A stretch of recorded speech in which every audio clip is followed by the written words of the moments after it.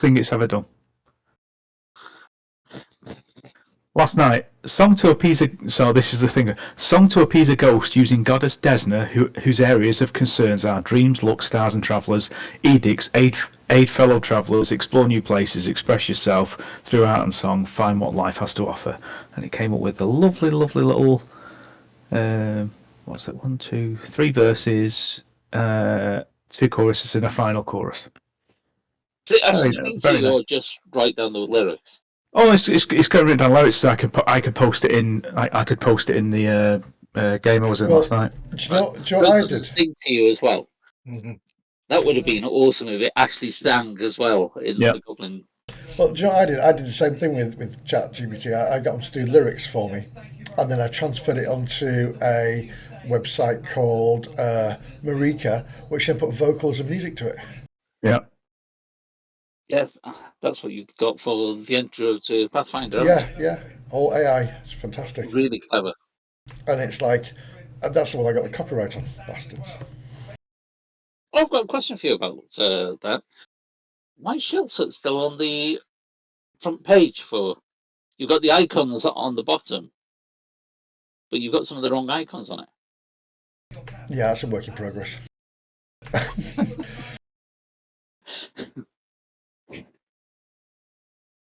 Always a work in progress. Okay. Which reminds me what I can do tomorrow night. Oh, tomorrow night. What am I going to do tomorrow night? I think I'm going to just, I don't know, a bit of Atom Fall, probably. Oh, yeah. There you go. Just put that song in chat. That's what it came up with. I thought it was quite cool.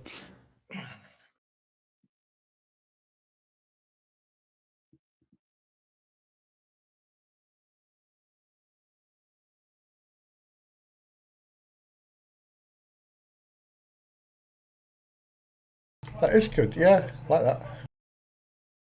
Yeah. Well, those songs I sang in Pathfinder, they're all AI. Yeah. I'd never professed to be a songwriter. I've got about 30 of them now. Every time there's like a situation, I'll just go. I've got a chat for Goblin songs, and I'll just type song for whatever the situation is. It'll just bring me a quick, sort of like a couple of verses and a chorus, and I'm like, there you go. Do that while I'm making a roll. Awesome. Oh yeah, I had it. I went down a rabbit hole. I got it to create me a character for Traveller, and then run an intro adventure. And 3 hours later, I'm still frantically trying to figure out what the hell was going on. Awesome. And it was running it brilliantly. It was great. It was like, this is actually really exciting. Well, it's the fact that you told me it could, and I did. I ran it. That what's that solo adventure called? Iron Swan. No, it's the other one. Percalis, or whatever it's called. There's a few solo adventures for things. The one by Black Oath. Yeah. I started doing that, and it was like awesome. It's really good. It goes through it. Just involved reading. Yeah, Kenneth Alice on it. Yeah, Kenneth. Yeah. But it does a meme Iron Swan, which is good. Ooh. Does a decent Traveller. Does just a decent bunch of. It doesn't get it right. It doesn't, and sometimes you look at the dice rolls and you think, really, am I rolling 10s and 11s on D12s all the time, on 2D6s all the time? I think it favours the person with I a power wrote it button. last week. Yeah. I think you better probably put in manual rolls in there. Yeah, I think that's probably what you would have to do, wouldn't you? I'm going to let me update my secret world, see whether it's come up with these descriptions of my fucking NPCs yet. It's been doing it for a week.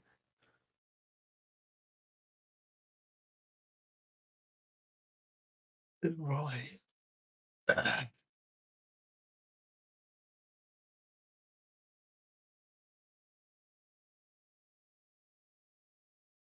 Super fast internet, by the way, is super fast. Awesome. Well done. I wasn't sure whether we'd be on tonight or whether they hadn't fitted it in time or not. Oh no, God! They were with a telegraph pole, with 2 telegraph poles. They were still up and done in an hour. Yeah, It's great how they do it now. The engineer that came did mine. Did it in probably about half an hour or so, and she was absolutely gorgeous and really nice with it. So it's like, yeah, you can come back if it breaks. Feel free. You're out there with a pair of scissors chopping it. Charlie loved her, and she loved Charlie. Yeah, happy days. Right, shall we kick off? Yeah. Your knees hurting. You on your knees again? It's contagious. Yeah, I was knelt down all day today. Is that why they did it so fast? Yeah, Yeah. yeah, something like that.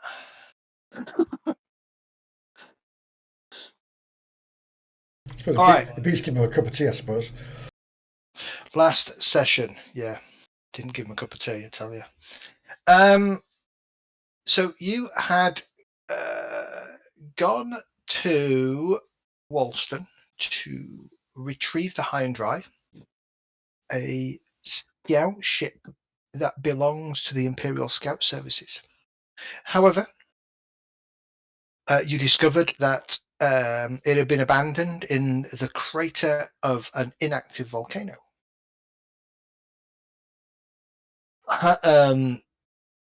And upon getting the directions to the location of the High and Dry, you agreed for 3,000 physical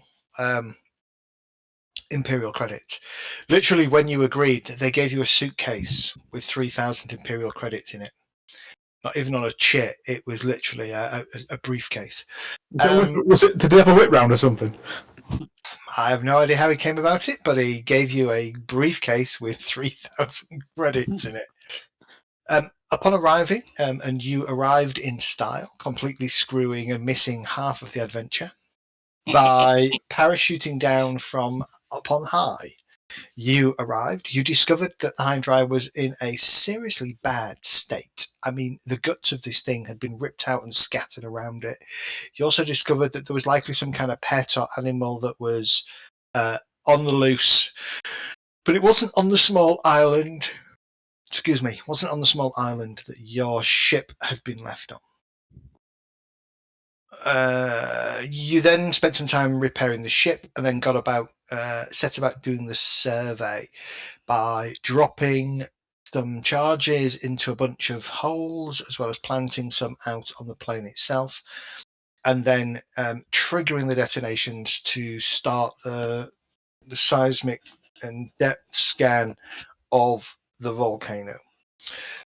Doing that, though, it seemed to, at first, you thought, trigger an aftershock or a shock of the volcano and a mini eruption. But that mini eruption very quickly turned out to be a major eruption. And I think as we left it last week, you were kind of hovering out around flying out around the mountain after being asked by the leader of Wollaston, a dictator called Dictator Masterton, to survey the mountain and just keep an eye on things. I think that's what he asked you to do. Was there anything else he asked you to do? We were checking the path of the volcano to see if it hits any of the farmsteads and things like that. That's right. Yeah. Well, we were making our way to the coast, weren't we? Yeah. We were making our way. Wasn't there a lava flow heading in that direction or something? Yeah, so we were heading that. We'd already plotted the path. Yeah. And we were following that to see whether there was anybody. Did we get told about a farm? That's right, yes. We got told about a farm to go to, didn't we? That was in his path. About 60 people in it, I think. Yeah.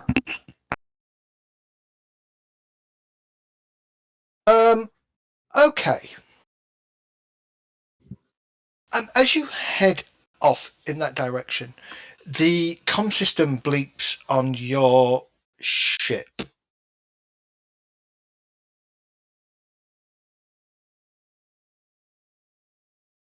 Yeah, I'll activate comms. Okay. High and dry. This is Dictator Masterton. Hello, Dictator Master. This is me and myself and I, Brent V. Stilmer. Help you, sir.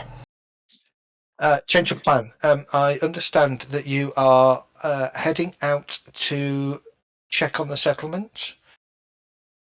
That is correct. We have an incoming submarine that will onboard as the majority of the population there. In the meantime, we would like to know an ETA of how long the submarine has before the likelihood of the town of Barvin being completely engulfed. Could I impose upon you to give me a model of the lava flow, establish the flow rate, and just hold and monitor conditions at the mountain? I think we can certainly do that. Say it involves No. flying rocks. No. No. Brent, if you want to do that, you can get out. I'm not going back to I'm not going back to the mountain. I can monitor it from here. We've got a model. We've already modelled the flow. Can we gain altitude? Yeah, we initially did a model of the flow because we knew which towns it was going to hit. Okay. Yeah, and the atmosphere gravity was low enough that the rocks may actually be leaving orbit. So, guessing altitude isn't really going to help us much. I don't think. We've all seen Starship Troopers. Yes. Okay. Give me Goddamn give boats. me either okay. Give me okay, give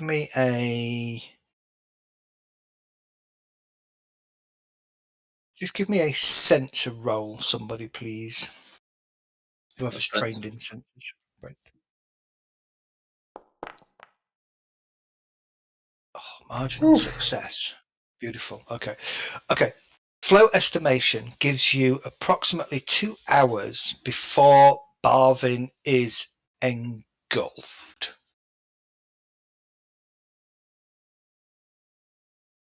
I shall pass that forward to Dictator. We can also tell them the width of the flow when it gets to Marvin. So if people want to move up or down the coast to get out of the way, rather than just sitting in the town and waiting for death, we could do that and get picked up somewhere else. Yeah. No.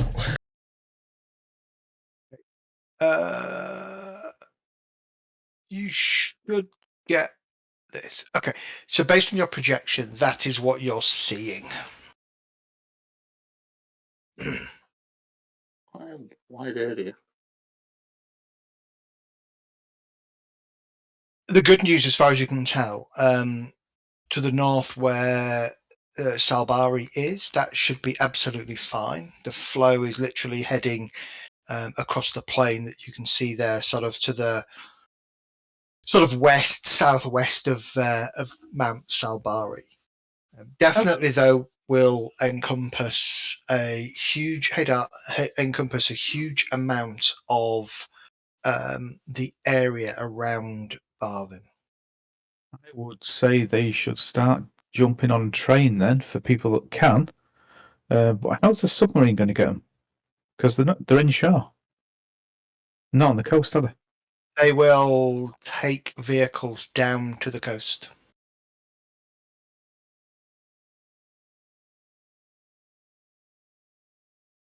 Okay. Can I suggest that they, rather than going directly southwest or anything daft like that, they head Northwest. Northwest to kind of hit north of the B.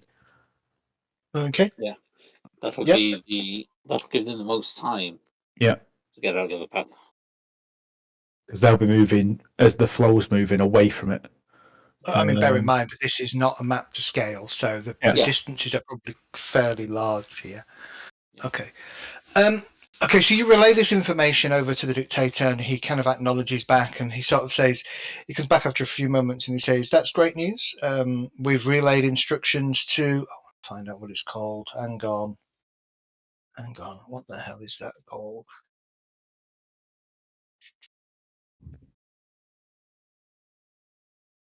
The Ocean's Bounty. It's a fishing submarine." Okay. Different.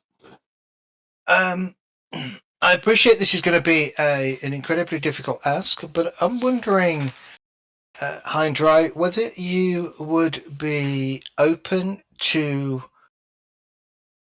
getting back in close to the mountain, not on a lava side, but perhaps on the far side, planting some more of those sensors so that we can monitor the temperature and hopefully the decrease in pressure from the volcano.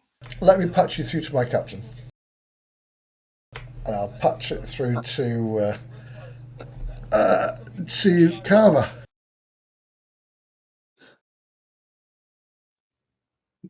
$30,000. He comes back to you and says, sorry? 30,000 credits.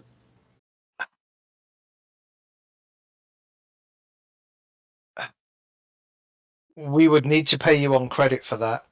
I don't have that money available to me right now, and I'm in the middle of a crisis. But I do appreciate that this is a big ask. We almost died just then. You wouldn't be having this conversation. It was very lucky.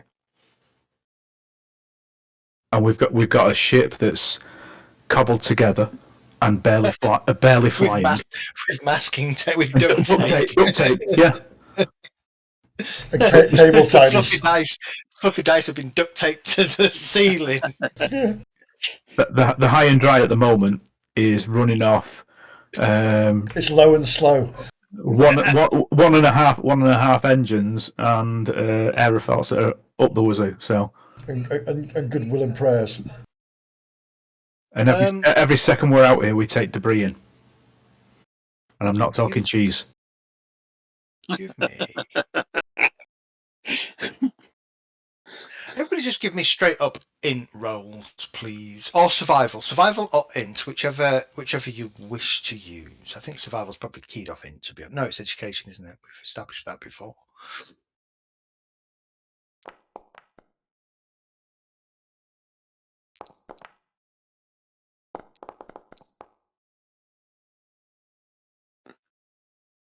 Okay, Carver and Marcus.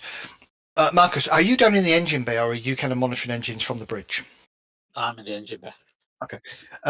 But I presume you're kind of having this conversation over a ship-wide kind of private comms. Yeah, okay. I'm listening in on what's going on.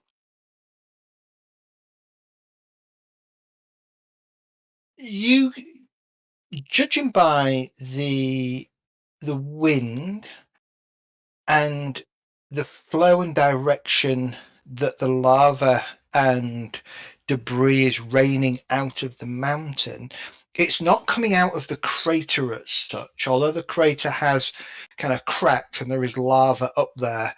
It's mostly coming out the side of the mountain, very much as you see in the picture called Eruption. Where 3 is, basically. Yeah, on the crate. Exactly. You can effectively go round the back of the mountain, and you believe that you would be in relative safety, unlikely to be rained on by debris, unlikely to be in any lava flow. It wants us to drop charges near something that's already erupted that may... Sensors, not charges. Specifically sensors, not charges. Doesn't need any more eruption breaking happening. Do we have any sensors that we could drop anyway? You probably have 3 or 4, yes. That's all well and good until where our tokens are until that side of the mountain blows out. Okay. That's my. I'll go into a separate channel with this. I assume. Hold on, whatever his name is. Yeah, I go into switch to a separate channel, and we're having this discussion. I've asked for 30,000. I'm relatively certain it will be safe, but until that side of the mountain blows out, which we're not 100% it won't. Do we know anything about volcanoes to know whether that? Does any of you have science paleontology or planetology? No. What about a basic science? Give me a basic science roll. I have common sense. You have science as well, don't you? I will give you a basic science roll. Yeah. I have You've got science. basic science. I haven't got science. It's not ticked. So I haven't got science. I'm expecting Brent to fuck it up. I'm going to roll it anyway just to see what I get. Yeah, there we go. I haven't got a clue. None of you have a clue as to what might cause beyond maybe a weak side of the mountain could give way again. But you have no idea of what you would be looking for at this point in time without your sensors and AI ship computer kind of giving you the, crunching the numbers and giving you the data readout. What I'm hearing you saying there is we're not sure we're safe. No, but what I do feel is we need to find out if this side's safe for the sake of the city more than anything else. Because isn't the city this side? I could be back in the city. I could be back in the city in an hour. It's true. Well, if we pop a sensor here, and then here, and then one maybe here, and here. No. In order to do that, you will have to land the ship on the side of the mountain, jump out, and drop the sensors in. All I'm saying is we drop the sensors on back here somewhere. Because all they want is temperatures, don't they? Yeah. Okay, if that's enough, then yeah.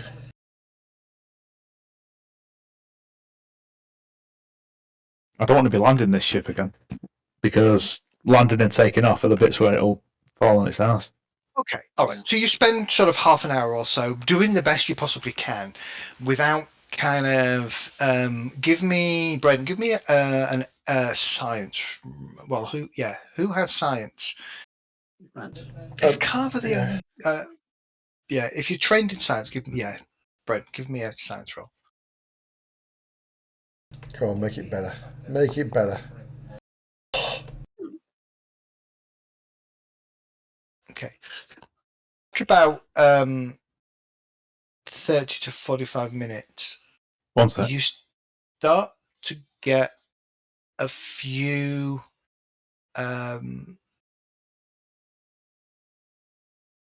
readings coming through.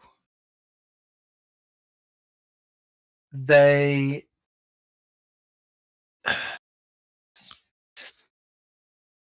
problem is your sensors are probably too far out to be super meaningful.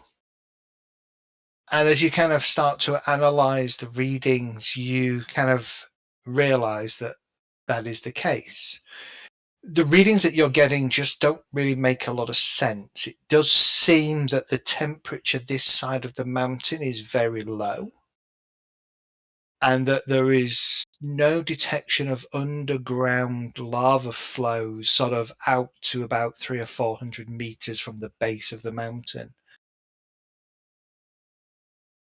The electronic sensors, are they only ship sensors, or would these sensors count as that skill? These sensors will count as that skill as well. Okay, so wouldn't you roll a sensors check rather than a science roll? That's why I'm asking. Sorry. Yeah, good point. The science roll is to place them. Give me a sensor roll. Oh. Even worse. Come on. There's no luck points, is there? Yeah. Yeah, Okay. we've got basic electronics for the sensor side, but Best you can tell from the sensor readings that you're getting from here is that the lava flow is dropping and the temperature seems to be cooling. Oh, that's good to know.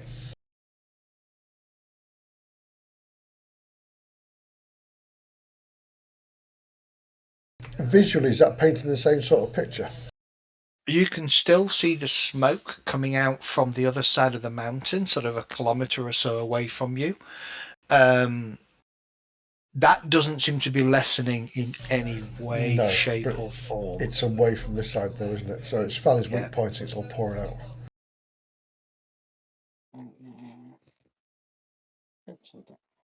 Which way is the city, by the way? I'm assuming it's to the north. To the north, yeah. So if it even if it does give out this way, it's got a natural flow into that lake. Probably won't get to the city before it gets to that lake, which will cool a hell of a lot of it and then spread it out along that shore. It cause a tsunami as it pushes that water out of there over the city. Yeah, I don't think there's enough there. No. That bottomless lake.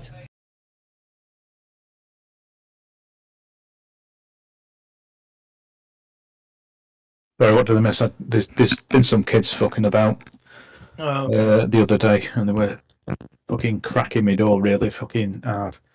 I think one of them's just done it again. So Like hitting it with. I don't know. The other day it was like a case of I actually felt it through the floor. That's how hard it went. It got smashed. So I thought next door was had fallen over or something. So I went and knocked on, but they weren't in. And I saw these kids across the road. And then as I went to look at the back of the house, there was a girl walking past talking on a phone, and she walked over to him. So I thought, all right, okay, fair enough. I was like talking to people on thingy messenger, and then I'd left all my doors open, and I heard it on the front door, so I knew it was my front door then. So I went out, had a look around, couldn't see anything, closed the door, and I just stood at the front door looking through the glass at the top, and I saw the girl coming back with two lads coming down the side road. So just, as they were crossing the road, I opened my door. They just got to the other side. Oh, was that you, dickheads? And the girl turned around and went, "No, we've just come from down there," pointing down the road. I went, "No, you fucking haven't. I've just seen you walk down the side of the house. Stop fucking about." I closed my door. There's a lot of kids seeming to have latched on to slings again at the moment. Mm-hmm. So that's probably what it is. They're probably just firing stones or ball bearings at your door with sling. Oh, and not to shake the house. It was a proper crack. So they've either booted it or something. But I felt it through the wall and through the floor. So they can have what they want. I went upstairs and got my fucking metal camping hammer. Nice. Yeah.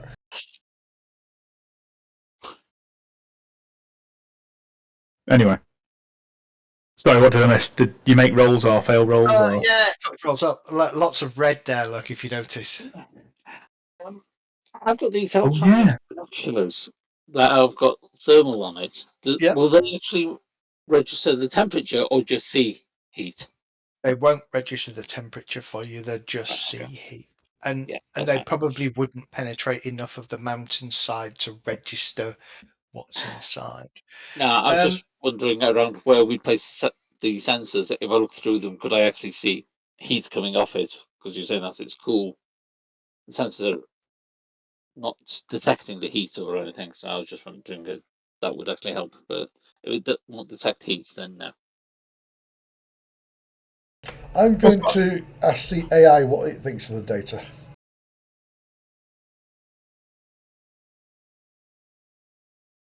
The computer system kind of churns through and sort of says suboptimal location of sensors makes it difficult to make any formal assessment. The east side of the volcano does not appear to be currently under any volcanic stress.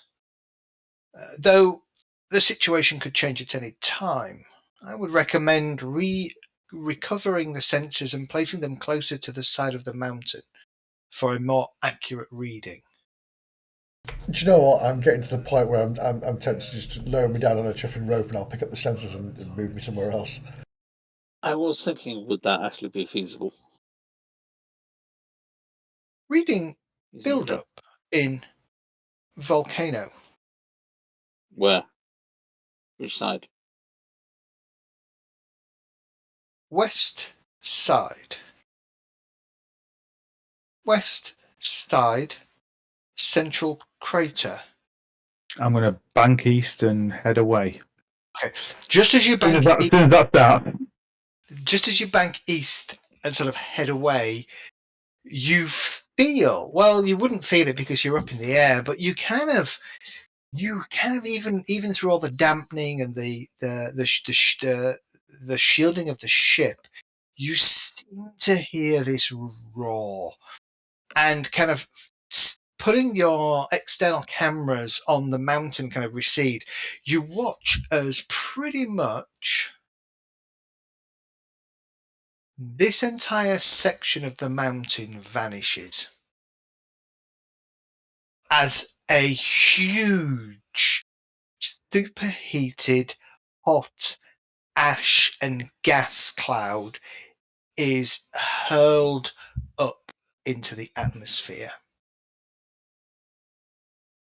Well, at least we've got the people running in the right direction. Yeah. Contact the guy in the city. Yeah. Contact Dictator Mastodon. And start heading to the city. All right. What, you're heading to the main city? Okay. Too many people there, aren't there, for us to take?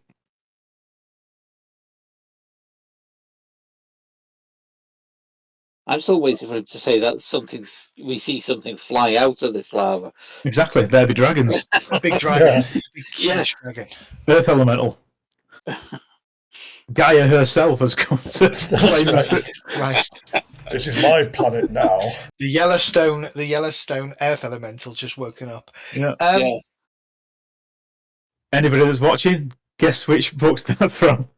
You, We all read them. the local comms channels are suddenly flooded with emergency evacuation orders.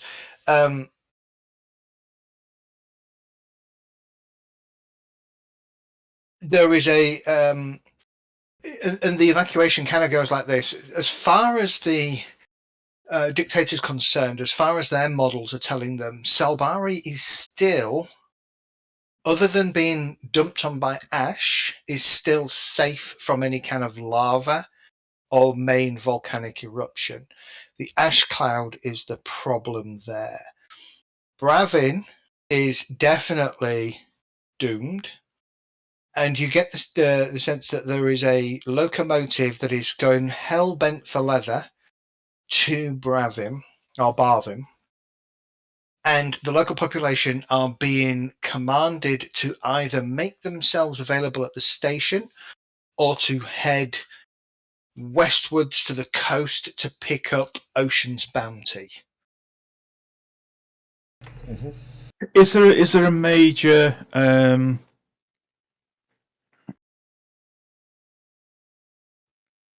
high school there? You said it was only. How many people did you say there was there? How big was it? Barvin's about 60 or so people. Okay. Can we get quick information on the populace? Ages, that kind of thing? Can he supply it from his end? It's probably 24 families, 36 families, maybe anything, everything from babies to 70, 80, 90-year-olds. We can fit about that many people in our cargo hold, can't we? No. I would say you could probably fit a couple of dozen maximum. Can we strap them to the hull like reavers? Okay. If we call up a map, is there somewhere where the ship can land? There is, yes. I don't have. I should have kind of pulled that up as a big map. There is an area that you can land. However, as you're kind of pondering this, as you'd sort of set off northwards towards the city, you get this message and you start to bank the ship back round. Mastodon kind of contacts you again. Hi and dry. This is Dictator Masterton. Are you there? We are. We survived that explosion. Well, that is good to hear. We have a problem. Another one? I can see a problem. Is this a different one? The residents of Barvin, I believe we can evacuate those on the train and via the Ocean's Bounty. However, we've got word that there are a further 11 people that are coming in from the south, comprising of approximately 11 people, a mixture of human, Varga, and children, heading in a couple of ground vehicles towards an area that they believe to have been safe, though our current models are telling us it is no longer a safe zone. Would it be possible for you to collect them?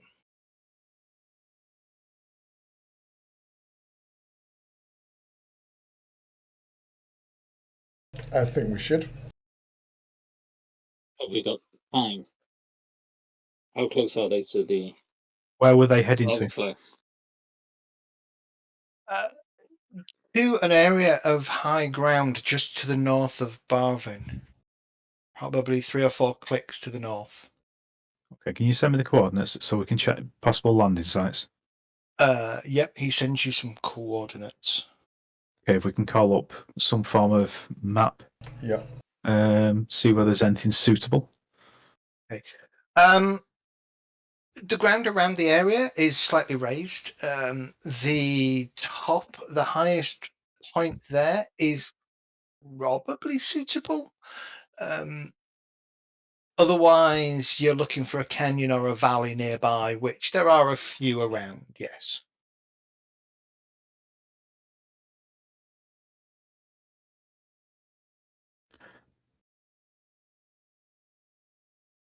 Heading that way now. We'll get them if we can.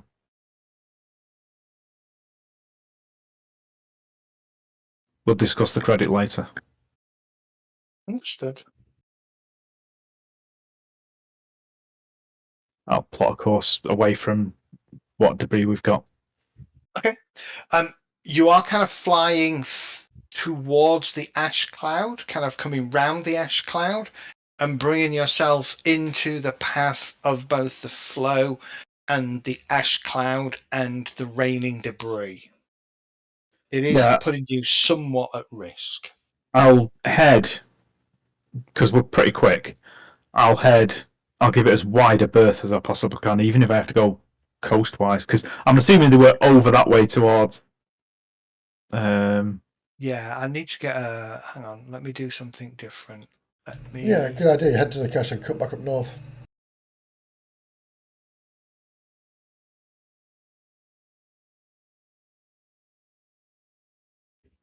Let me do something. One Because second. they were coming from the south, weren't they? So we'd probably head east, and then south, and then west to give it in a big arc.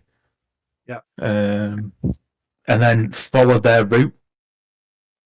Because if they've not got where they were going, we can pick them up early. But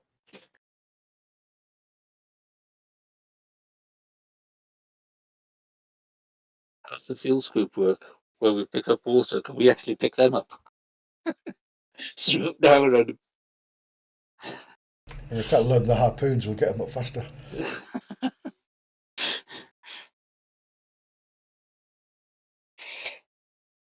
Let me just give me a sec. hopefully, a couple of ground vehicles, we should be able to drop right in front of them. They should be able to drive right in. If it's if they're on a flat, and we could probably just. So, as far as you can tell, it's probably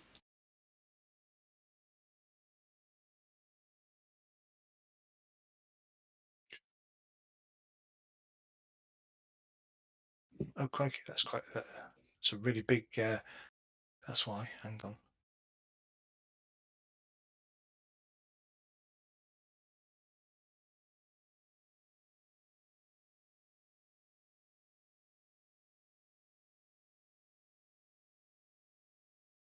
There. That's not good, is it? That's a fucking big line. All right, this map is too small. Okay, so it's just kind of to the north and east of Barvin, which is probably 2 or 3 kilometers away. I thought they were heading north to it, so they were heading south towards it. I thought they were probably south heading north. Yeah. Yeah, sorry, they're south heading towards Barvin. Yes, that's right. So they'll be just to the south, sort of southwest of Barvin. Okay. Yeah, so we'll do what we said. We'll head east, then south, and then come in west and follow the path they would have gone, and then see whether we can catch them up. I've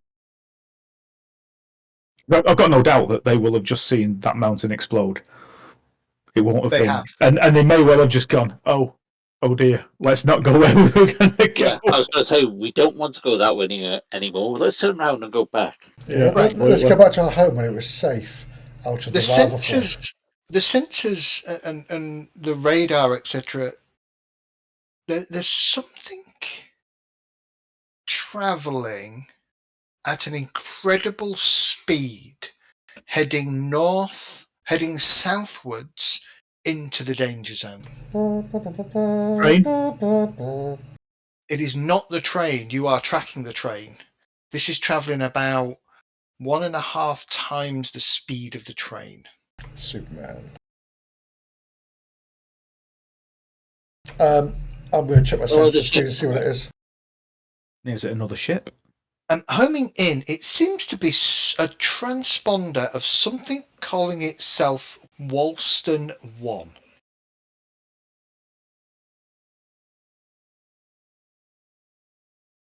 So the Interesting. I shall link, see if I can get a communication across to them.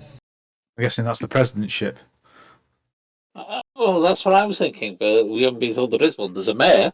I haven't heard of a president. Dictator Masterton. It would be sounds like a president to me. As you open up the communication channel, a breathless, growly voice, probably Varga, comes over. Scout ship, this is Wolston 1. Get the big group. I'm going after my mother and father. If I can get there before you can, good luck. Sorry, what? Which big group? Which family? Who's your mother and father? Who the fuck are you? No, don't you remember the start? Somebody said the mother and father was out here. I'm sure they did. Wasn't Alan Greener, was it? No, it's not Alan.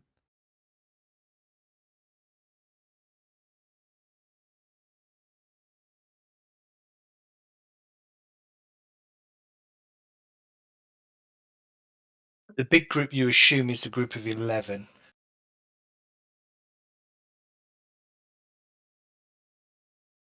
Wasn't Carmichael, was it? Port Authority officer. No.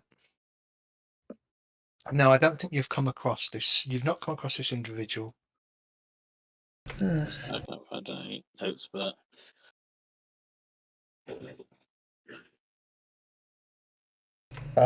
We'll continue on our mission, which Understood. is heading to this location, picking up the group. Okay. All right. Heading the ship down to the location that you have. It turns out to be a sort of a small siding, like a side rail line that would run from the coast maybe to this junction and then up into Barvin and then connect with the main exit line, the main line out to the north.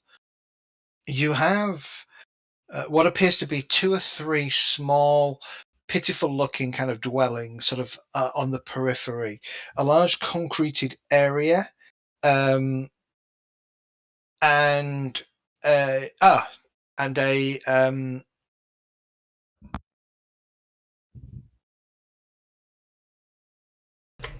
Mike's You on. Muted. Your sound's gone. Your voice is. Your sound's gone. Have a tunes.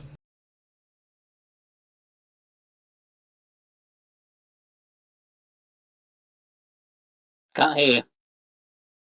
I can read your lips, but I can't hear you. What's he saying? Can you read his lips?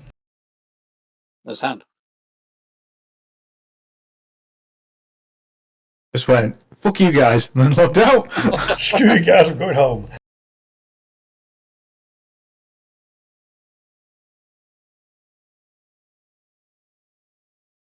Maybe he's using broadcast and it's updated.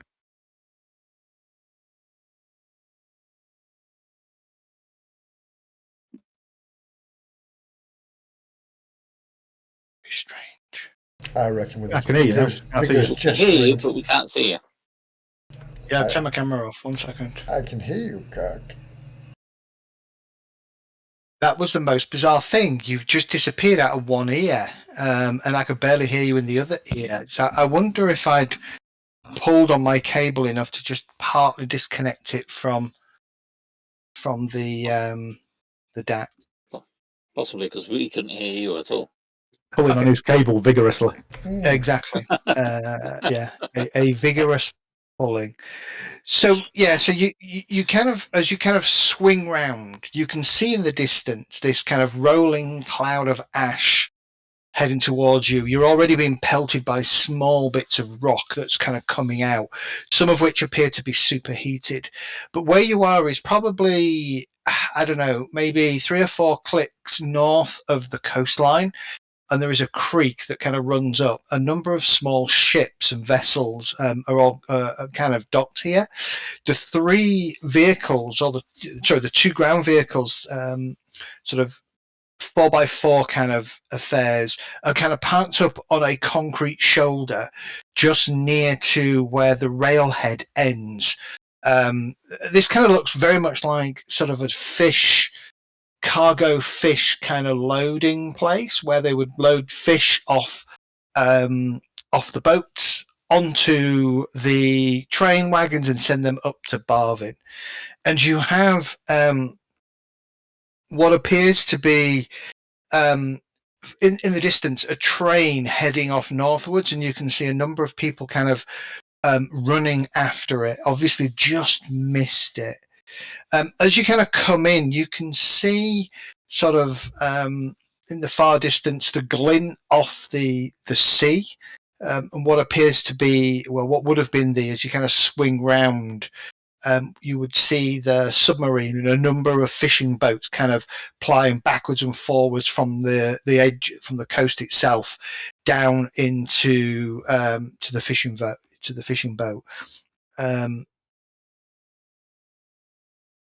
As you kind of bring yourself around and you can kind of get a lie of the land of this big concrete area, probably kind of a loading cargo area, you can see a number of people sort of waving at you and kind of gesturing like this. I'm going to wave These back. aren't the 11.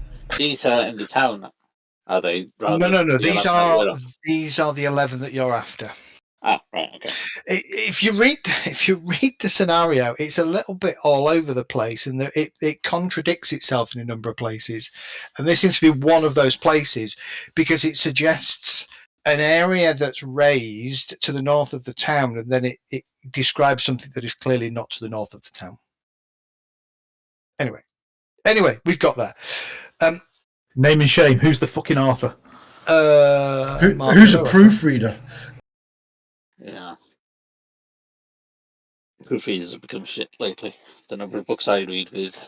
There is the concreted area is about the only place that you think you can put the ship down.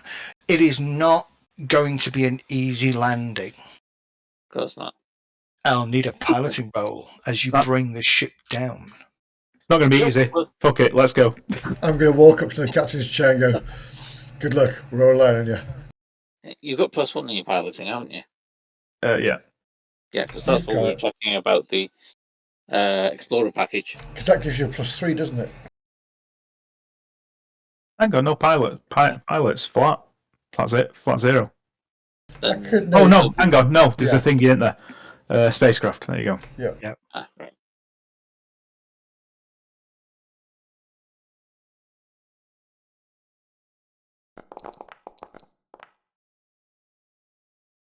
Good. You bring the ship down, just narrowly avoiding one of the 4x4s as you're going to squeeze it into this area. And almost immediately as it comes down, people start running towards you. Other people start running towards vehicles, grabbing whatever they can from the cars. I'm back from the ship. Once the doors are open, you've got 30 seconds to get everything on board.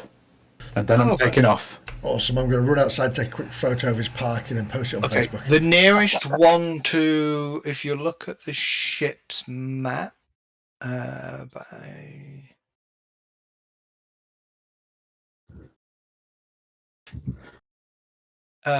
the nearest one to the rear ramp, which is it's the cargo bay, is that place on its own, which sits kind of underneath, I think, underneath the middle of the ship, is probably going to be.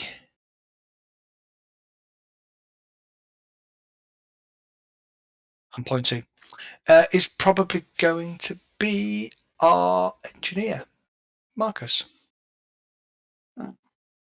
I'll run down to lower the ramp if it's not automatically lowered, and help them on. Yeah, Pardon? point them to the beds. Point them through to keep going through the ship to the beds. Updated estimation on ETA of rolling gas cloud. Current sensor, the gas and rock fragment. Yeah, so you'll call it the pyroclastic flow. Current estimation and updated ETA of the pyroclastic flow. It is travelling at approximately 75 kilometers per hour and is approximately 4 to 5 minutes away. Its height is reaching lower atmosphere, currently at 30,000 feet and rising. Width? Uh, Literally. 22 kilometers wide. Okay. Okay, right. So that was on external speakers, by the way. Yeah. Take Cool. your bodies, take what's on you, leave the cars. 30 seconds after the ramp's going up.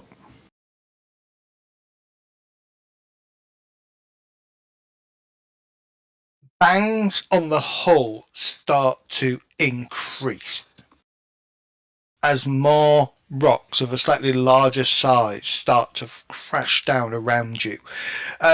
Marcus, as you're kind of sort of at the ramp at the back and you're kind of hanging onto one of the struts, kind of yelling at people to get in, move it, move it, move it, move it. Like an old lady comes up to you and grabs your hand. Oh, thank you, dear. Thank you. Oh, it's such a horrible thing. Tell her to shut the fuck up and get in. I'm just going to grab her. Okay. Several of the people are definitely determined to tell you their life story about what's brought them to this point, and so you're kind of struggling to hurry them up. But you can see as these rocks, they've gone from probably since you've kind of landed and dropped the thing down, you can see outside, they've probably gone from golf ball size to now football size, and they're getting a little bit bigger.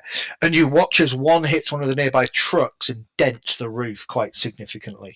10, 9, Yes, 8, pushing them 7. through. Don't push them, pull them. Mayday, this is Walston 1. The car is damaged, drives failing, windows cracked. I can't see properly. I think I'm heading for the sea, but we're losing speed and altitude. I don't think we're going to make it. Is there anyone? Please. Let's go. Let's go get Walston Mum. Me sensor reading. Don't fuck it up this time. They call me Mr. Fuck Up. We know that. But not today. kind of tuning out all of the debris. You're still getting the occasional warning, incoming missile, warning, incoming missile from the rocks, and those kind of alarms are starting to get a little bit louder and a little bit more persistent. As you pull the last person in, Marcus, and you kind of hit the comms and yell, "Last one on board, move it." You can pick up what appears to be this small blip that is definitely heading out towards the coast.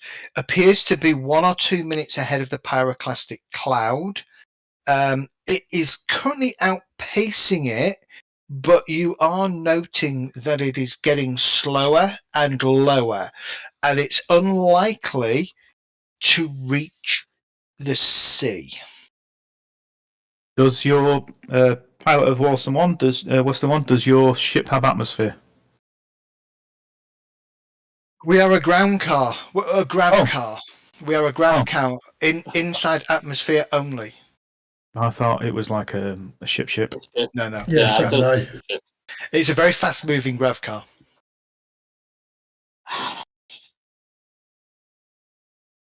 Separate channel. Stuck to be them.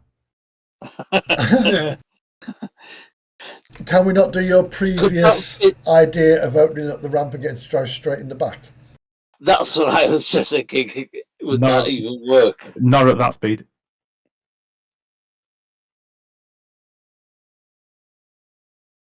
We've got 11 people in the back. Yeah, well, we can move those into other parts of the ship rather Yeah, than through the hole. they'll be going to the med bay. As you're kind of closing up the ramp, you feel for the first time, Marcus, a wind seems to kind of buffet inside the ship. And Carver, you're suddenly hit by a wind that wasn't there a few moments ago. Enough to kind of cause the ship to rock slightly on its stabilizers as you're kind of lifting yourself off. Okay, where are they on that map? Where is it gone? I can ping at least on here, can't I? So they're probably out about here somewhere. Or which one you pinging on? I'm looking at the semi-zoomed in one. This one. There we go. I'll be on here all the time. They're probably about here somewhere. So you're kind of down near the coast here. And so Barvin shouldn't be there, by the way. Barvin should be much closer to the sea when you read the scenario. Okay. So I'm going to make it that they're about here. The pyroclastic flow has already engulfed a lot of Barvin, and you're just now kind of on the edge of it. It's probably 3 minutes away from you. Gun it.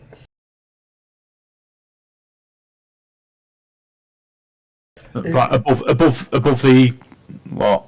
If you get ahead of the ground craft that's flying. If you assume at the moment the pyroclastic.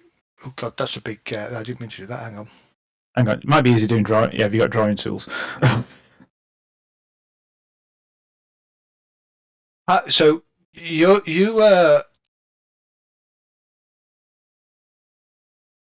pyroclastic flow is about here at the moment. The ship that the Walston one is sort of. Problem is, I can't do it. Hey, bastard! Is about here somewhere, and you're kind of heading in that direction. Yeah. Oh, fuck it. You know what I mean.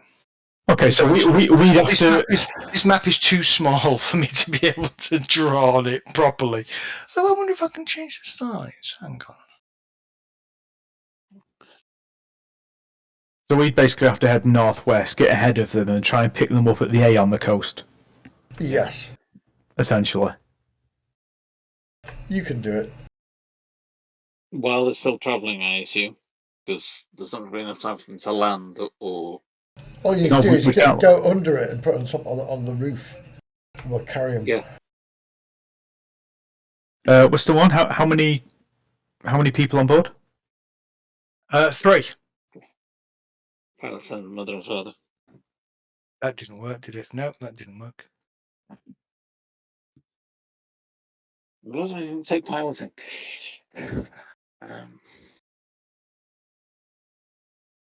Yeah, let's just change the aspect ratio and blurred everything.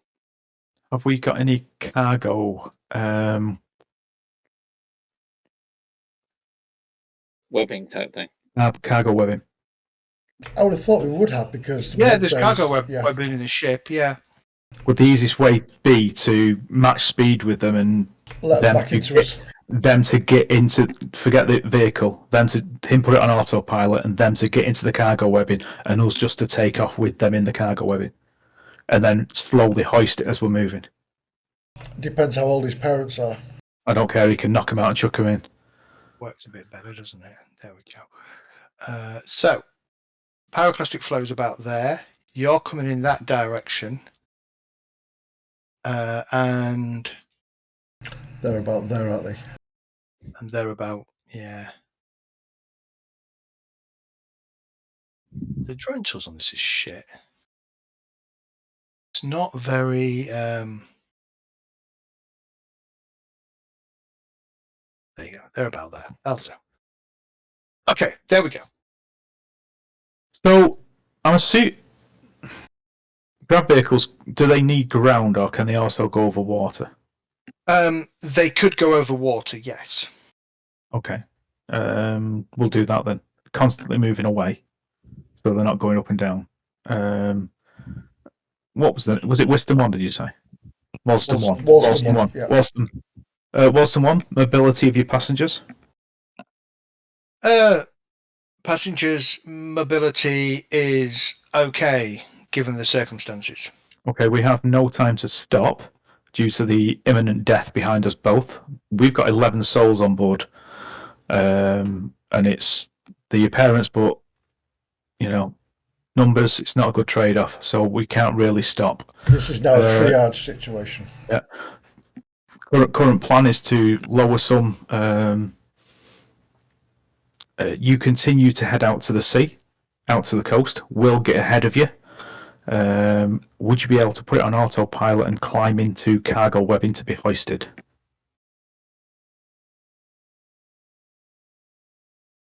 Roger that. We can try. High and dry. Okay, we'll plan on doing that. Good luck and hopefully we'll see you on board. Okay. Give me a pilot roll. This is where we smear them.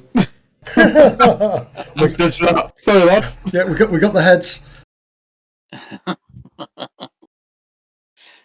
I'm going to head down to the cargo bay, ready to give any medical assistance if needed. Yeah. People in the cargo bay are kind of grabbing hold of whatever webbing that you've got to because you're now starting to feel the ship get a little bit jostled by the state of the conditions outside. Does the thing have a med bay? I assume it does have a med bay. Should have a med bay? Can the people that are around the cargo bay exit the cargo bay? Well, I was going to push it towards the rooms. Yeah, move them to rooms that are near the med bay, just in case we get a bit of turbulence and people start getting stuff thrown into them. Does it have a med bay? I actually don't know that it does have a med bay. Beautiful roll. Let me check if it's got a med bay.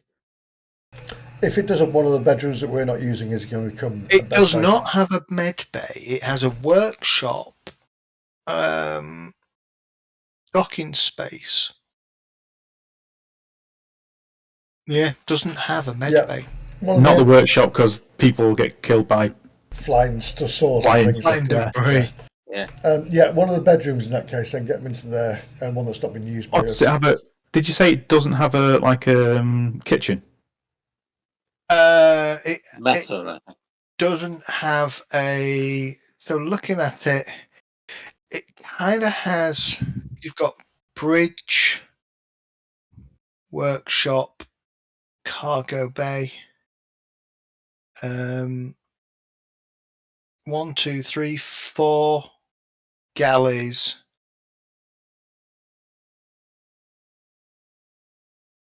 Yeah, 4 staterooms. Changing area. What's that? What's that one with the 6 seats and the? Bathroom, I don't know. I'll need to. Hang on. Sounds like a mess, seriously. That's a 4D cinema room. Yeah. Yeah, those bits don't make sense. The room below it and that room that looks like a strange cheese grater just don't really tell me what they are. I'll have a look at break and get some clarity. Okay. Okay. As that moves, so as you come in, you watch as you get close. Already, the pyroclastic cloud is starting to envelop the ship, and as you kind of come in, you can start to feel that kind of the atmospheric conditions outside change enough to start making flying interesting. And you watch as you get close. You see this ground car just hit the ground, probably about, I don't know, quarter of maybe half a kilometre away from the coastline, not quite making it to the sea. And then immediately as it hits the deck, the doors come flying open, and you watch as these three people kind of struggle out into the heated atmosphere around them. They're not wearing any kind of vac suit. Survival outside is not going to be too long. But you manage to bring the ship down as close as you can. What are you doing in the up in the cargo bay? I'm ready to assist with bringing people on with the cargo nets. Yeah, I'm gonna Okay. I've strapped myself in with rope to the actual side of the ship, and I'm lowering webbing to help them get in. All right. It may actually, if we're at a distance when we see them stop and hit the ground and sort of can't continue, if they can't continue going forwards for some reason, because I thought we were going to do a hot pickup. If they stopped, see, I want us to be at speed and not stop him. That's the thing. We may just have to lower the thingy, get the cargo so they can grab onto it and get into it, and then just pull them in as quickly as possible. Yeah, we've got minutes, so we should hopefully be able to do that. Okay. You are unfortunately going to have to stop because their ship has just hit the ground, and you can see why. It's been hit by so many bits of fragments of well, not just ash, but rock from the pyroclastic flow and the explosion. That the front screen is all shattered and damaged. The parts of the top and the back of the car are kind of bent downwards, and these two people kind of climb out and they kind of push themselves forwards, trying backs to the pyroclastic flow, heading as quickly as they can, sort of, that 400 or 500 meters towards the coastline, where you can imagine that if you don't arrive, they're going to jump. And so as you kind of come in, you've got a great role on your pilot. You're going to bring the ship in, kind of coming down over top of them, but you are going to have to kind of probably do a touch and go, and then your two crew members are just going to have to grab them as quickly as possible and bundle them in. Yeah. Wipe my ass afterwards. We got this. We got to both of you give me survival rolls then, please. Mama's not going to make it. Beautiful, Marcus. Nicely done. Nicely done, both of you. You basically, you kind of manhandle these three people in, kind of just, as the ship kind of touches down, you feel the struts kind of settle, and that up in the front, that Carver's just counting that 10 seconds in his head before he's going to hit the throttle. As soon as their feet hit the ship, we're going. I'll comms on. Go, go, go, go.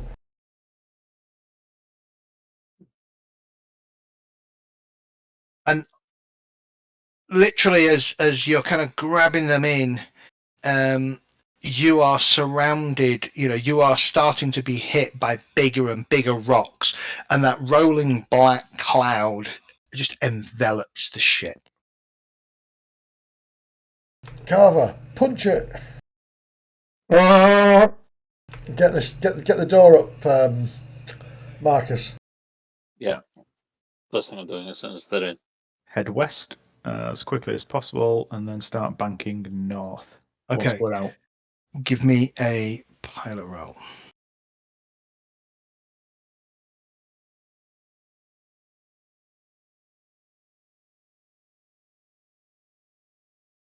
Yeah.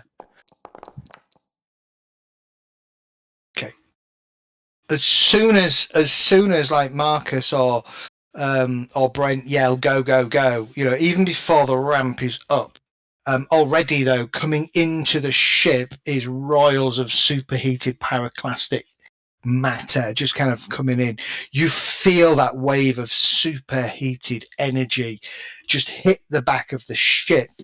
As the ramp goes up, it then engulfs the ship. Immediately, full on throttle, engines at max. Carver pulls the ship up, but as he does so, you are all tossed about. For free. No. $10. $10. Yeah. Can both of you take 1 point of endurance damage, please? So the way damage works in the game is it comes off your endurance first. Once your endurance is reduced to 0, then it comes off strength or dex. You can, once endurance is 0, split the damage between strength and dex. Once the first one down is you're incapacitated, then you're unconscious, then you're dead. It's the white box written, isn't it? The white box. Well, that says damage on the left. Yeah. Yes. And of course, as you take damage to your stats, it affects your ability to do things. Yeah. So bear that in mind as well. Okay.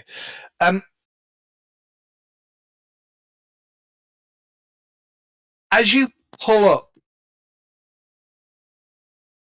that superheated pyroclastic cloud engulfs the ship, everything goes black.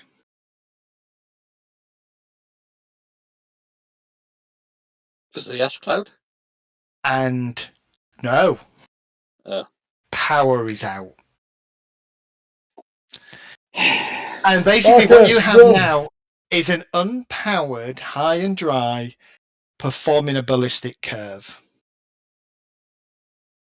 If we are lucky, we'll leave orbit and then we can fix it up in orbit. Otherwise, we might have to try and fix it before we crash. Well, just remember, before we Get on it hit, straight away. when we're about to hit the floor, just jump. Okay. Oh, no, we'll just go. We've got crash couch for acceleration in space, so get in your crash couch, and the ship's got atmosphere. Yeah. So we'll just go under the water. Yeah. And then get rescued. We need to hope the water isn't too deep. You have some options. So you're kind of going through this ballistic curve at the moment. Once you reach the top of the curve, and you know full well, Carver, from your experience as a pilot, the momentum of the ship will not get you out of orbit. You are going to go up, and then you are going to come down, and you are coming down in the bay somewhere. But there is a few minutes in which you can try and wrest control of the ship. Already you can start to feel it tumble as it kind of gets buffeted and moved and hit by rock, and you've got no stabilizers and engines to keep you steady, and the ship is starting to tumble. And you imagine as you hit that curve and come down, that tumble is probably going to turn into a tumbling flat spin. Using my engineer power skill, can I direct? Well, because I'm assuming these guys are still in the back and not made it to a. Correct. I'll say power's out. Get it fixed. I'm going to start it. But I've runs towards that direction best I can. But I will use my engineer power skill to try and get that on the way. Redirect. So, yeah. Okay, give me. Yep, I'll give you that as you're yelling at the other two. And Carver, sorry, not Carver, Brent and Marcus. You can both feel.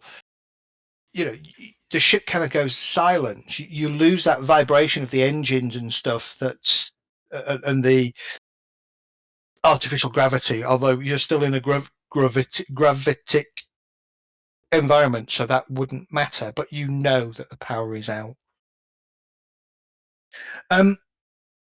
Okay, give me a roll. So run over and kick it. There we go. As you kind of move from the pilot's chair to kind of the engineering bay in bridge, you drag yourself around, and you kind of look around at the systems. You realise that you actually need to reboot the entire ship first before you can bring the power back to full. I knew he was going to tell us to turn it off and back on again. It works every time. Specifically the control systems. So you could do this in a couple of ways. You could make an electronics computer check or a difficult pilot check.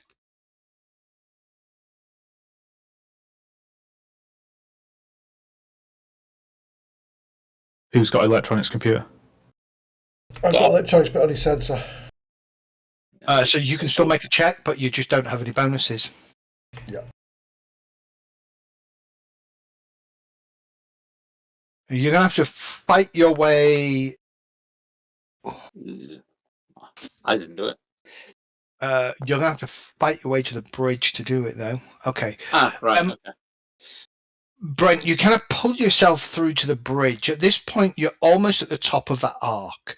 And you manage to get to the bridge and immediately kind of get over to the same control surfaces that Carver is kind of clinging onto and trying to swear and curse, trying to get it to restart. And you manage to key the command to reboot the system. That's actually Control Alt Delete.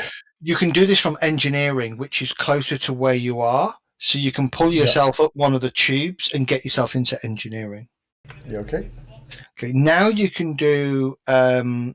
You can try and reset the power, bringing it out of the emergency shutdown. Alt F4. Yep.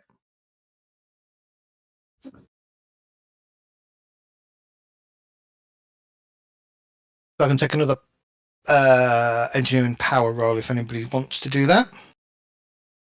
That's coward, isn't it? Well, it has to be done from engineering. Right. Okay, so that's one of us two. I can't do it. I'll do it. Oh, I'll try and do it. No, you will do it. Told you. Yep. Nice. Okay. At that point, the ship reaches the apex and begins to fall. And as it begins to fall, it starts to rotate and spin. Inside the ship, the two of you who are kind of clinging on for dear life in engineering start to get buffeted around. You are going to take, both of you, a further 1 point of damage as you're kind of thrown against one of the bulkheads or slammed against actually some of the engineering control surfaces. We're going to beat the shit out of bloody Carver when we see him. All right, Carver. You need to firstly try and stabilize the ship.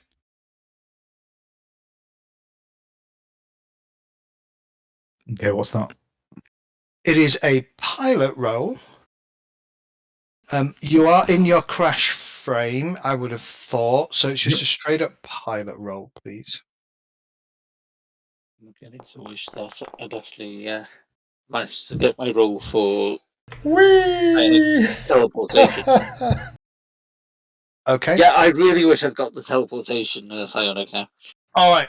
as the ship starts to fall, you can feel that spinning increasing.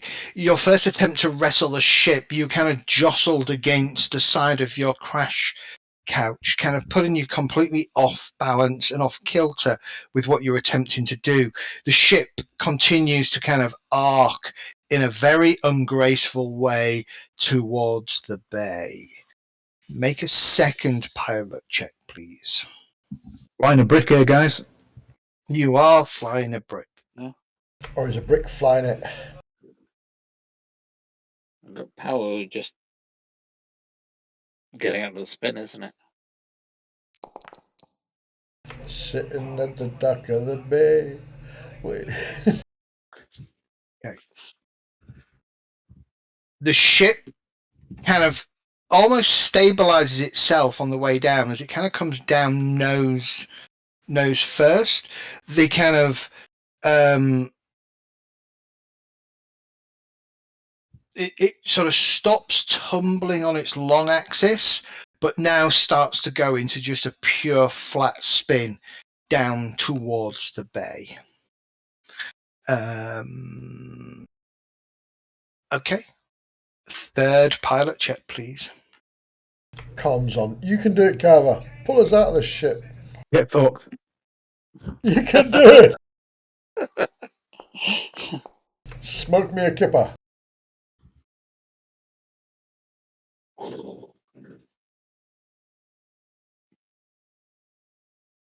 Nicely done, dude. Why does that think it's a marginal success?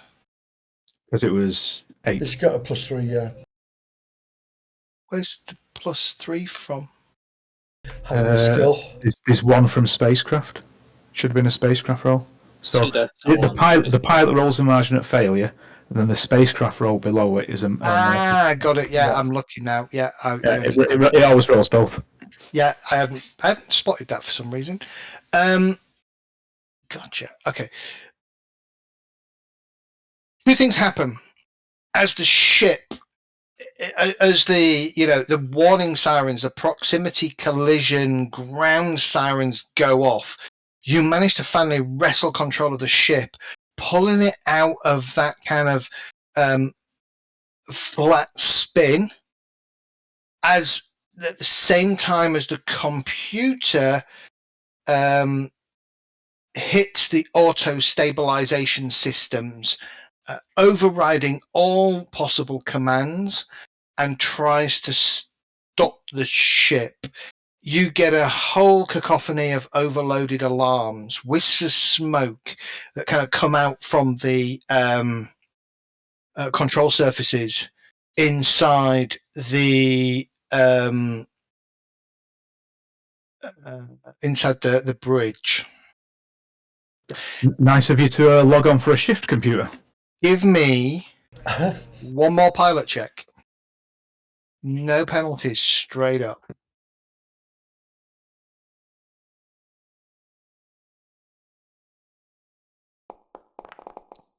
Boo shakalaka. Nice.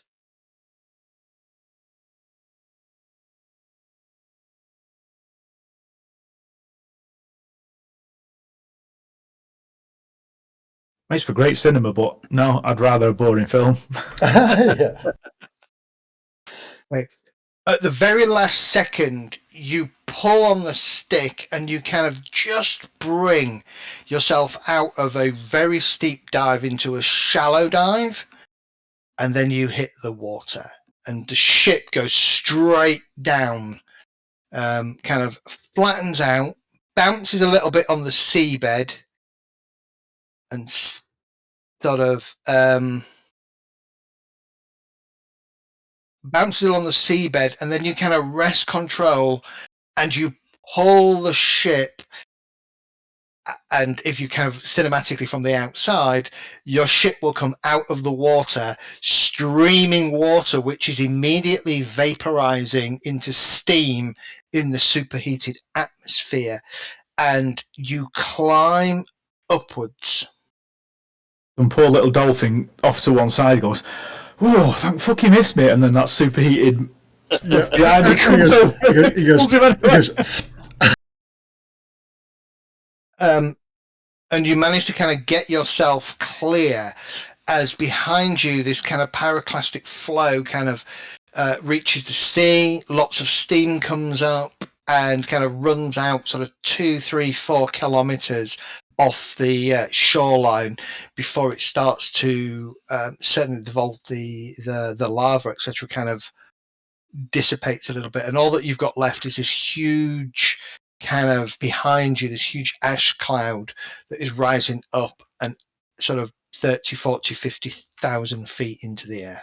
Turn the cameras round. Take a couple of screenshots. Yeah, That's right. That's my new screensaver. I'm going to go check the passengers, make sure everybody's okay. okay. They're in a mixture. Some of them that were sort of strapped into a couple of the staterooms, they seem to be fairly okay. A few minor bumps and bruises. There are a couple, including the Varga's mum, who have fairly severe breaks in the cargo space. It seems that the majority of there's nothing critical, but the seriously wounded are all people that were kind of clinging on for dear life in the cargo bay, and arms broke, shoulders dislocated, legs broke, that kind of thing, ribs snapped. Yeah. Concussion. There's a couple of people knocked out alive but unconscious. I'll sort out the dislocations first, and then I'll work on the brakes. I'll get them all Is there sorted. any way to assist in this game? Yeah, you can just make a roll, and if you're successful, you give a +1 or a +2 bonus to whoever's doing it. Yeah, I'll try and assist. Assist is always an 8, you see. So there may be a situation where you've got a hard check, so having an assist is beneficial to at least. Yeah. Yeah, Brent's better at it than me, but I might as well assist because I have got the skill. Try and treat as many of these as possible, while keeping an eye on the actual systems to make sure that nothing else is about to fail on the ship. Exactly. So I'll be pointing out the people need to be helping together. So assisting with like dislocated shoulders will be a good thing. Yeah. And then setting brakes. Okay. All right. Give me a roll to aid first and foremost. On the dot. Nice. That gives you a +1 dice modifier.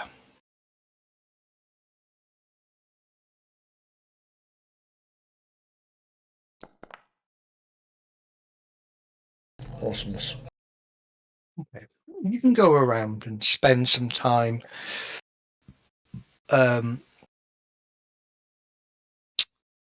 setting bones as best you can, treating wounds, keeping people calm, whilst Carver flies the ship, limps the ship, should I say, back towards the capital.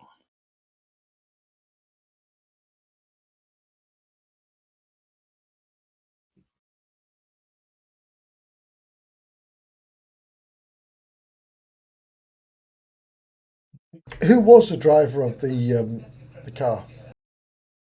It turns out to be a female Varga. She identifies herself effectively as the chauffeur of the dictator. Don't think she's got a name, or she isn't listed. Her name isn't listed in here.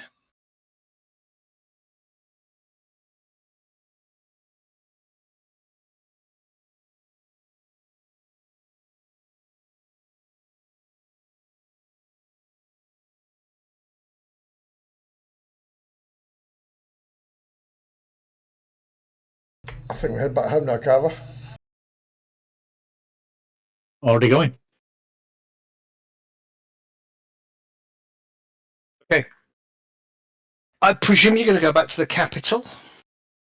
Yeah.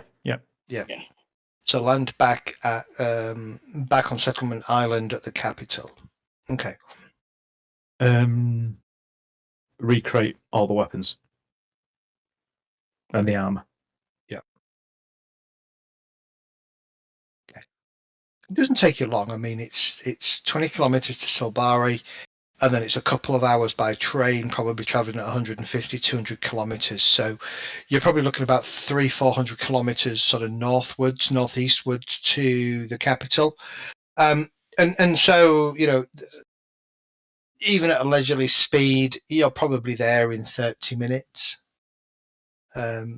maybe an hour if you want to really drag it out. But as you kind of bring the ship down, you're greeted by medical staff, by port officials, and a couple of governmental dignitaries.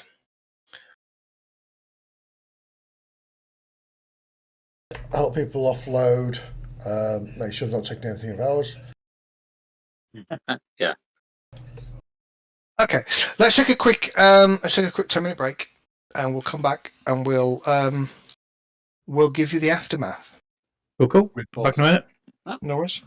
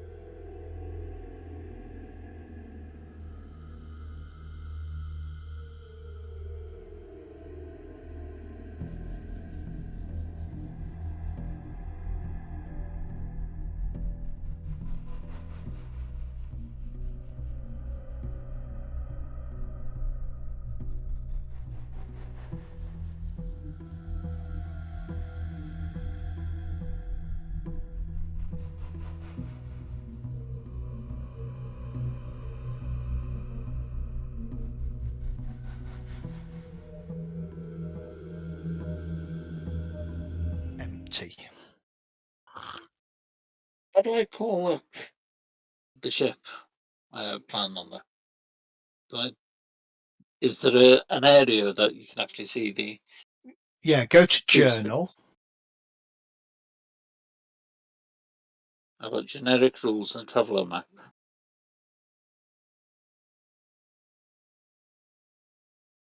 There you go. Ah, there we go.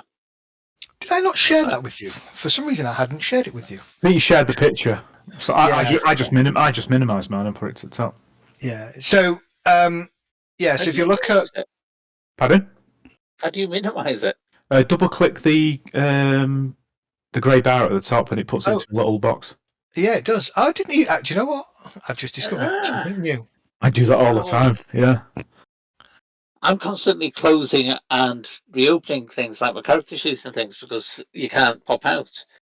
So If you do that, I have all sorts up there. You know, when we're playing on when I'm playing Pathfinder Society, I've got character sheet up there. I've got the maps. I've got character pictures. I've got descriptions. I've got all sorts up there. I end up with about 8 or 9 up there. didn't know you could do that. I went to page 190. So, on the high and dry then. So the thing that looks like a cheese grater, that's your air aft. The room below it that has the 6 hexagonals, that represents a drone storage. There are actually 10 probe drones in there. The thing just below it that looks like a it looks like a portaloo. That's actually the ship's locker. So that area there is probably where you would sort of rack and store your weaponry and stuff like that. Okay. You've got just below that, just to the left of that, is a hatched hexagon. That is an iris valve up. That leads you to the turret. The other one is an iris valve down, which leads you to the cargo bay. The grey dotted areas, so all the grey mottled areas, is where you store your fuel. Okay. Yeah. What about the 6 toilets? The things that look like sort of pokeballs, but squashed, those are what are called freshers. So there are 5 of them. Those are your shower systems. And then the other things are beds. So those are your 4 staterooms plus an extra shower thing. Then you've got 1, 2, 3 G chairs. I think you'll find that you've got Pilot, engineer, and the one in the room is probably sensors. Yeah, the one on its own is probably sensors. Then you've got pilot, engineer. The things above and the thing are probably it's power plant, jump drive, maneuver drive, and machinery. So that's just kind of sensor bays and stuff like that. And then the stuff to the bottom is where you've got all your power supplies and machinery.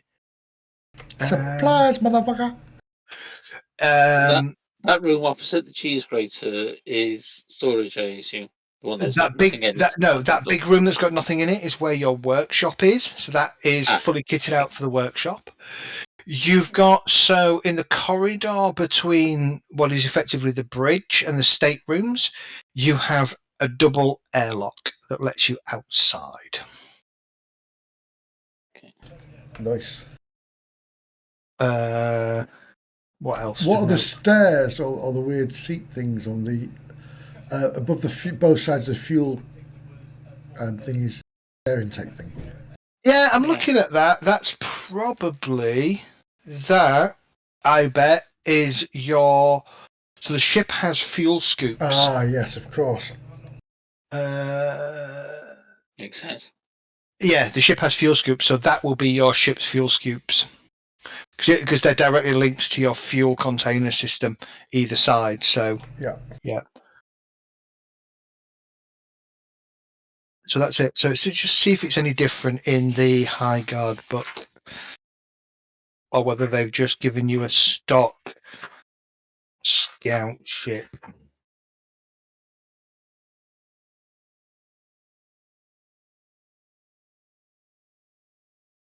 I can't wait to see so-and-so bounce off the sun to get fuel. Right into it. Double one. Yeah, double one. Scotchio. Oh, it's water, isn't it? Oh, it's water, yes. It converts Water. to hydrogen, doesn't it? Yeah. Yeah. We don't have to worry about burning up, just essentially drowning. Well, that's what it did originally when we went into the water, wasn't it? It was refueling. Yeah. I thought he was looking for the submarine that was rescuing the others, just to check they're okay. Oh yeah, that was the first thing in my mind. Yeah, no. So your ship is based on the standard. Yeah. So there's a better picture in High Guard. So I'll pull the High Guard one out because that's then got the legend as well. So yeah. So this thing up at the top here is your sensors. Then the next bit is the bridge. Then it's the office. Then it's the airlock, staterooms, workshop, power plant, maneuver drives at the bottom, 8 jump drives in the next bit. You've got double turret, cargo hold, and fuel processors. So yeah, so those things that look like funny chairs are the fuel processors. Oh. Okay, so you get yourself back to Walston Startown. You, as I say, you're greeted, and over the next sort of week to 2 weeks, they do the best they can at getting your ship as airworthy as possible. The one thing that you learn about Walston is it's a very poor planet. There is not a lot of resources available, and therefore not a lot of cash. You are, though, given a hero's welcome. And it turns out that with your efforts, the efforts of the Ocean Bounty, that within that path of the lava flow, only 2 people perished out of sort of nearly 80. That was Carver. No, that was Brent and Marcus. Brent and Marcus, who Yes. fell out the back of the Yeah. ship. The local folk, they shower you with baked goods, with food, with sweaters, knitted jumpers, and things like that. And then after sort of a few days, the dictator Masterton gives you holds a big banquet in the city kind of main city in your honor, where he presents you, and he's very apologetic, and he sort of says that he wishes he could give you more, but unfortunately this is the best he's been able to do. And yes, this is absolutely him going around everybody to see if they can give you if they've got any money to give. And he gives you another briefcase with approximately 5,000 credits in it.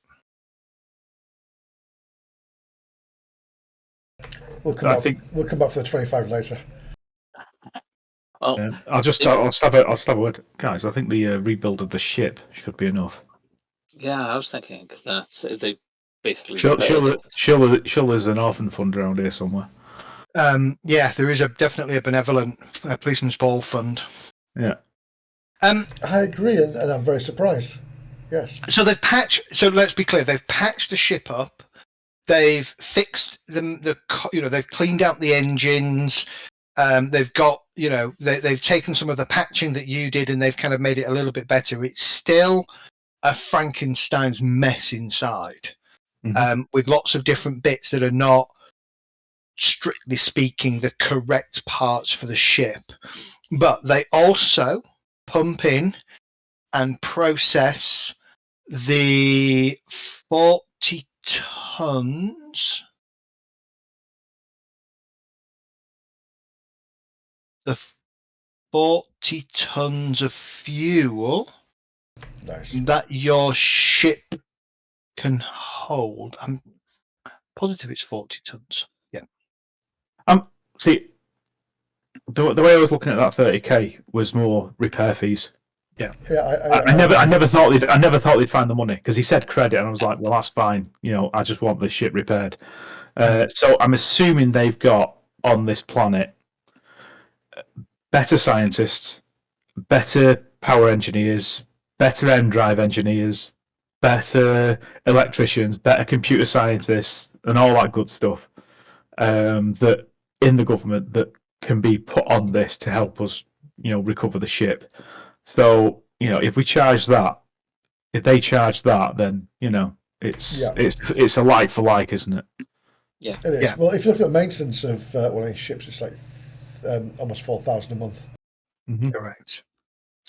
And it has a purchase cost of 36.9 million credits. Retiring. So, couple or so Would they like to buy a weeks ship? later.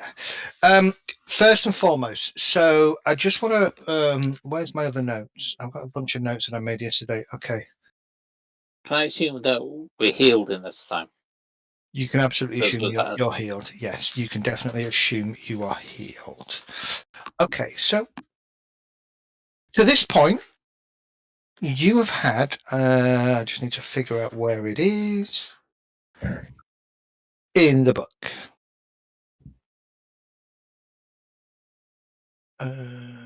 Skills and training, page 18. Before we proceed with the story, I'll give you a couple of things. Okay, so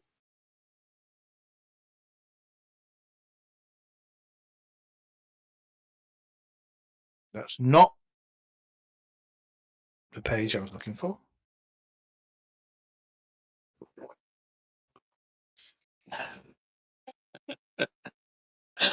Did you just wave at it? It's like, I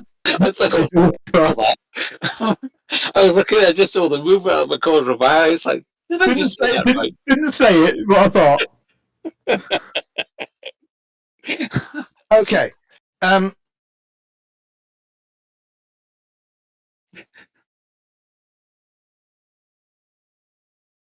So far you've been on the road for 5 weeks, which is not quite a study period.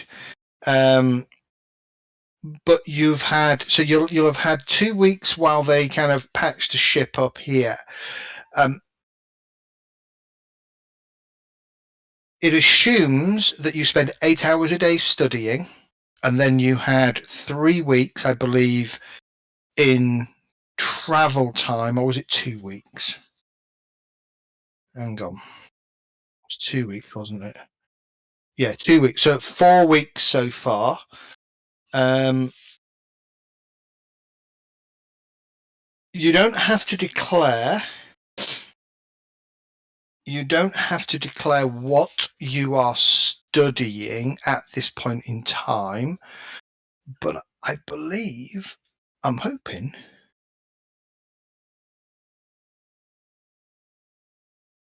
Yeah, well, there isn't, is there? So one thing that's missing off the character sheet is study periods. So if you make a note somewhere on your character sheet that you've completed 4 weeks of a study period, once you hit 8 weeks, you can then make an education check and you can decide if you have learned anything. Sorry, you have learned something. At that point, you could give yourself a new skill at level 0, or you can add the study sheet, the study period towards a higher level skill. Oh, is it 8 weeks to go to get a skill at 0? So it's 8 weeks to get 8 weeks to get a skill at 0, and then you need a number of study periods equal to the level of the skill you're trying to reach. For example, if you were trying to get to 2, so it would be 8 weeks for 0, 8 Another weeks, 8 weeks 8 for weeks 1. for 1, then 16 for 2, 24 for 3, etc., up to I think a limit of 5. Well, actually, I don't think there's a limit on how high the skill can go. Your limit is 3 times your combined int and education scores. Is there personal journal entries that we've got, or because I can't see any notes on the thing either? I put my own biography. I'll tell you what I can do. I can do this. Look, I can give you. I can create a folder. Actually, I've only just seen that editing biography. Yeah, it wasn't showing the symbol for how to edit it. So we've Oh, had- you can edit. Yeah, you just highlight over and yeah. Oh, yeah, and then you just do it there. Yeah, yeah. So it's 4 weeks we've had so far.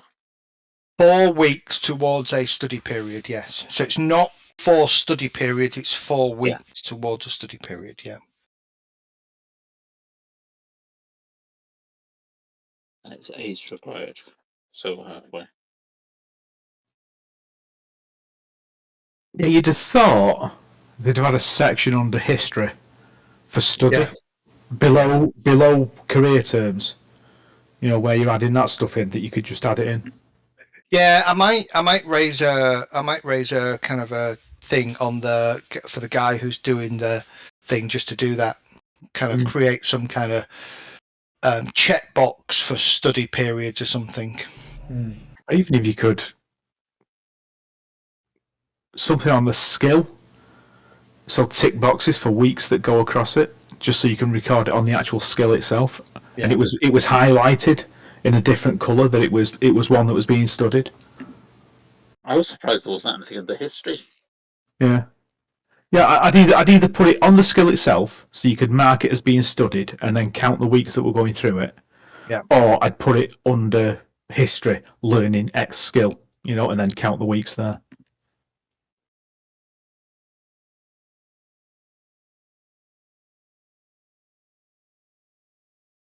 So after a couple of days, a couple of weeks, you are pretty bored of Wolston. You've seen all that it has to offer.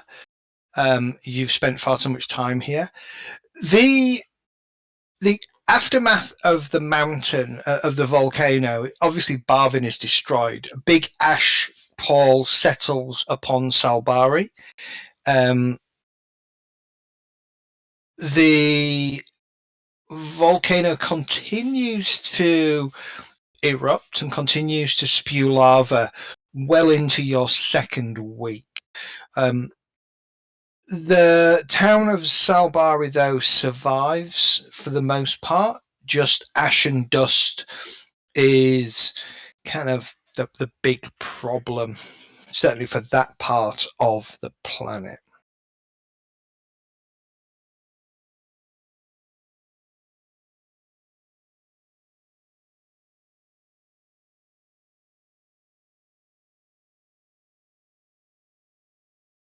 How much research have they got on Mount Salbari? Not a huge amount. Do they know if any valuable minerals are going to be coming out of there? They haven't done that analysis yet. Okay. But you'll have obsidian, for example, I guess. Without much else to do, it is time for you to think about your return. Yes, we need to head back to Mithras. Not Mithras. It was. Oh, ignore me. I don't know why I put you in that one. That's a completely different map. There we go. That's the one I should have put you in. There you go. So you're in Wolston. So you have to get yourself back to Flammarion. If you remember, you do have a. Two jump ship in it. It's a 2-jump ship. You have resupply for life support and refueling at Bowman. Is it Bowman and Astaline? We've got 2, so yeah, that sounds about right. Yes, you have vouchers for refueling at Astaltine and Bowman. Yes.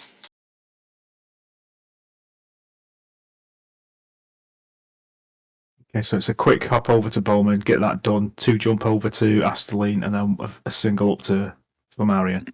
Correct. Okay, sounds like a plan.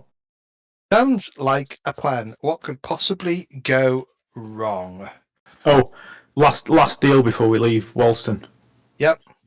Lifetime free docking fees.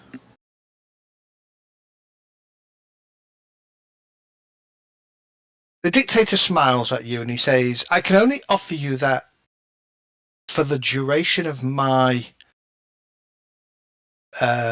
rulership, my premiership here at Walston.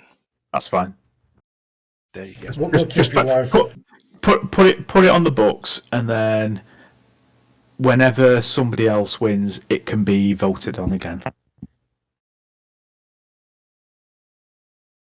Okay. That's a very good idea. So let us go through the jump process so you understand how this works. And I understand how it works then as well. All right. There are Roll a d6. Get over 5. Yeah. Or you blow up. Okay, so first and foremost, who is your astrogator? Me. Yeah, sorry. Okay, so Okay. Oh, it's a computer. This ain't like shooting Womprats. the one thing we do need to figure out is what does the computer have, but I'm gonna, when we get to Flammarion, that will essentially be up to you because I'm going to give you an opportunity to somewhat tweak the ship. We'll explain that. Okay, Oh, so motherfucker! okay, that is your astrogation check. So roll me a 1 dice, please. And get over 6 or you blow up. Yeah.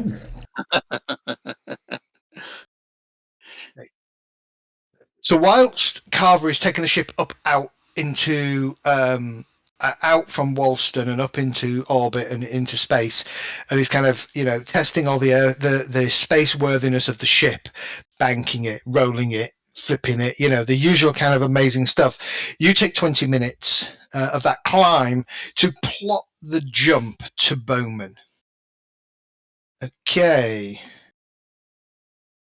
Technically, it's modified by the jump distance, so it would have been a DM -1 check. You got a lot. I got maximum. I don't have to appear inside a Chuffnostro belt.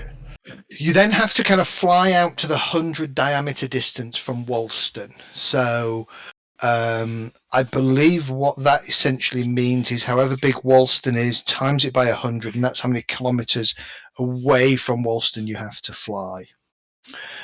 But as it takes you a little bit of time, probably an hour or so to get out that distance.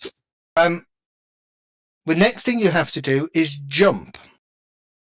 Who is the J drive engineer? We don't have a specialist I J poke drive Carver. engineer. I'm an M drive engineer. Oh. Okay.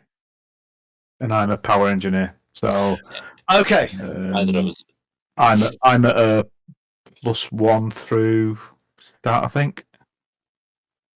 Okay. I'm a human engineer. J drive. I think it's education, isn't it? Yeah, it is I've an got- education.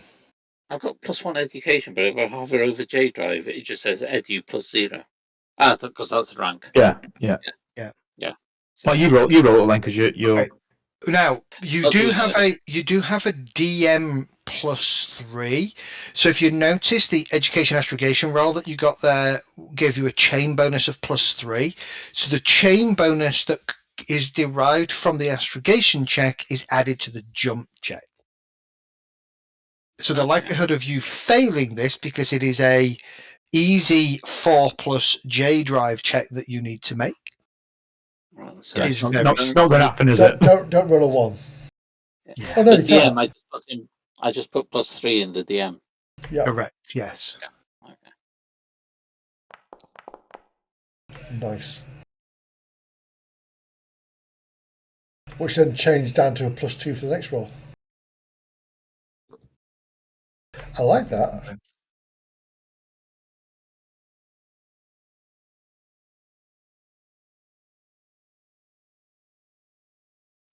Yeah. So I just wondered whether a natural 2 is an automatic failure or a natural 12 an automatic success. The answer is no. So, okay, nice. Okay.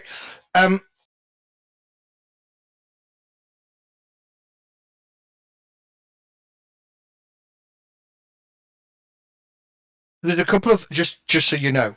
So jump drive not maintained, DM -1 per month behind maintenance. So you've just gone through maintenance, so you're okay. So it's really, really important when you're on a ship that you take some time to maintain the ship, right? Because if you don't, you're on a penalty. If you use unrefined fuel, it's a further DM -2. You are not using unrefined fuel, but you can jump on unrefined fuel. And if you're still within the 100 diameter limit of the planet or the body that you are leaving, it's DM -4. Our ship has got the ability to refine fuel, has it? So just Correct, scoop. yes. Yeah. No, you've got the ability to scoop, and you can refine 40 tons of fuel per day, I believe. Okay. Okay. The next thing that happens is, as part of that whole jump process, is you have to divert power. So your ship currently is a power 60 ship. So actually, you don't really need to divert power with your ship, because you can go. You need 20 power for the basic ship systems. You need 20 for the jump, 20 for the maneuver drive. So you can actually leave those 3 running and just turn off sensors, and which need 2, and have enough power to maneuver and jump. Or sometimes you turn off the maneuver drive and just jump. Yeah, I think I probably. Oh, can you lower the maneuver drive? No, No, it has to be on. It's an on-off. correct. Yeah, Leave sensors on. yeah, because of I'd leave sensors on here. your maneuver drive is a thrust 2 maneuver drive. It requires 20 energy. You can't turn it into a thrust 1 ship. Okay, so you jump. Jump travel uses 10% of your hull tonnage for every parsec jumped. So, for example, you are jumping 1 parsec. I believe you're going to jump 1 parsec from Wollaston to Bowman. Yep. That means you are going to use 10 tons of fuel. 10 tons of fuel.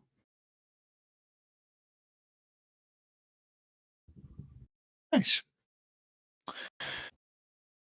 It takes. Can you roll 6 dice, please? In fact, can you do a roll 66 plus 148? See MIDI typing, so I won't.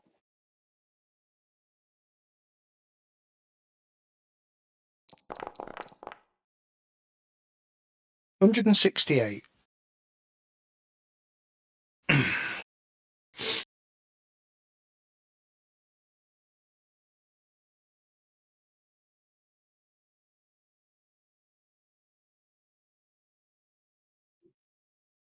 Which is 7 days.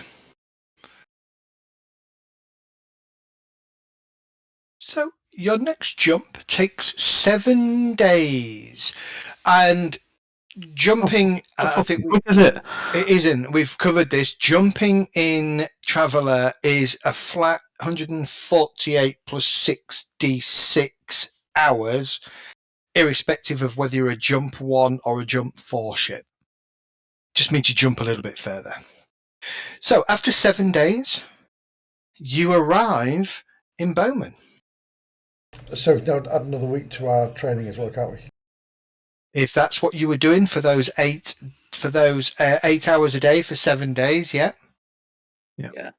We'll be keeping an eye on the ship as well, but beyond The other those 8 hours. The other thing to note as well, there is no concept of interstellar communications. The communications is inter-system, is in system only. And in order for news, like let's say you decided to be rebels and blow shit up in Wollaston, in order for that news to spread, it would require ships to physically take the news to another system. These green marks, these green lines on the map that you see represent what's called the X-boat, and that's the postal service. And so the Postal Service literally travels this route, and at each of these jump-off points, they will broadcast the news locally, which will then get distributed to ships who will take it to the next, to the nearest systems, and then they'll jump on and so forth. So effectively, if we did something evil, it would take weeks to get to a main place.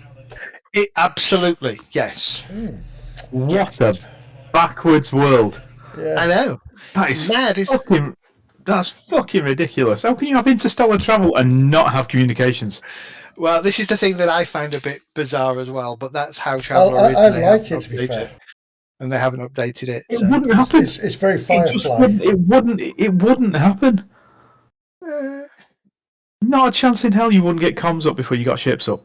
Not a chance in hell. It would take a long time, though, for something to travel a parsec, right? Speed of light. Not if you look at most sci-fi. No. Yeah, speed of light. You'd be able to do some things through a tight beam. Your limits are normally gates on stuff. You need BT. You can have a delay. You can have a time delay on speech and things like that. So yeah, but you should get BT round to let down some cabling. Yeah. Like on the system I'm looking at the moment, the game I'm looking at, Seven Worlds, they send messages to gates, and then they have they have a collection point at the gate, and ships take it through the gate to the other side, and then it goes to the station on the other side, and then that transmits it throughout that system. So it's like a postal system again. Yeah, within an actual gated area. Yeah, that's kind of. But don't forget as well, right? Although I say the postal system, I would say that happens all the time, right? So you go to Woolston, and Woolston would transmit up news to your ship's library. You would then jump to Bowman, and you would transmit your Woolston news to Bowman. And then to the next place you drop, and so forth. And then as you drop, and then at some point there'll be a determination that the news is now aged or something. Yeah, the relevance is not there anymore. Yeah. It is a bit weird, but anyway. So you've arrived at Bowman. If you want to know a little bit about Bowman, we can do that. We can go this.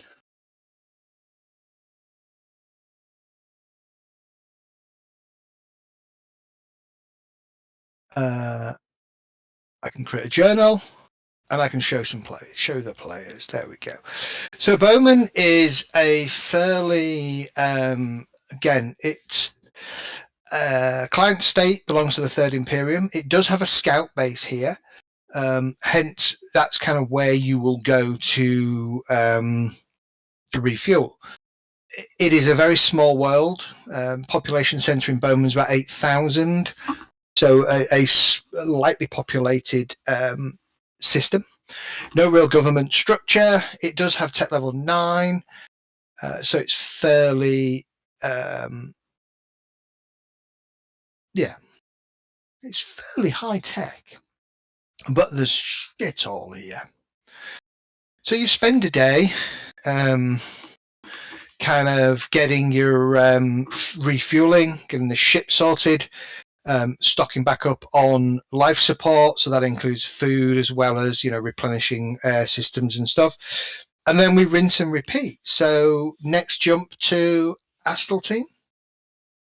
Yeah, I'm sure I can mess this up for you all guys. Oh, Sorrentine's just dropped. How come? Very strange. Give me another education roll, but before you do, this time it's going to be at a -2 because you are traveling 2 parsecs. It's astrogation, you mean? Sorry. Astrogation with a DM -2. Yeah.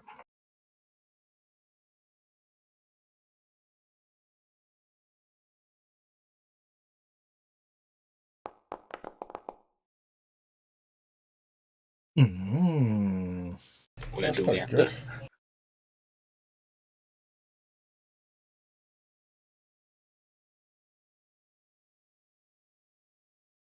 Okay.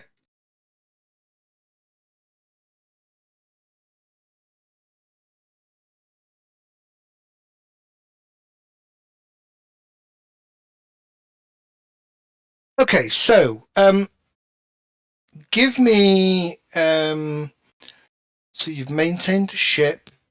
You're not using unrefined fuel. You're outside the diameter. So give me another jump roll. This is going to cost you 20 tons of fuel. It's at -1. I was It's going a to say, I've got -1. -1. Yeah. And Okay. it's a -1. Sorry.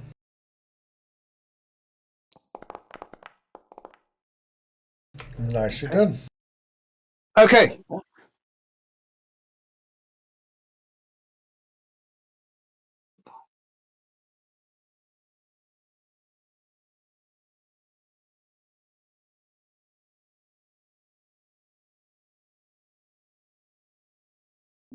All right. So give me a 1. Yep. So roll another 148 plus 66, please.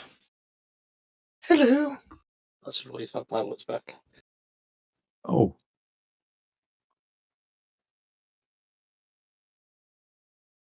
I think my interwebs went down.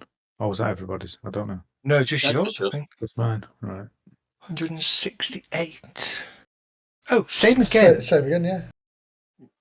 Yeah, we Hit don't the know where average. we're going to end up. We failed astrogation by 1, but we made the right jump drive, so we don't know where we're going to be yet. I Okay, think can we you- saved it. Roll a d6 for me, please.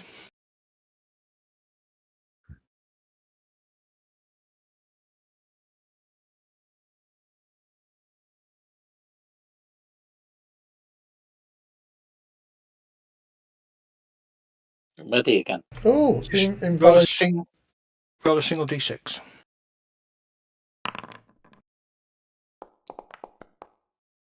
Sorry, it was coming invalid message command.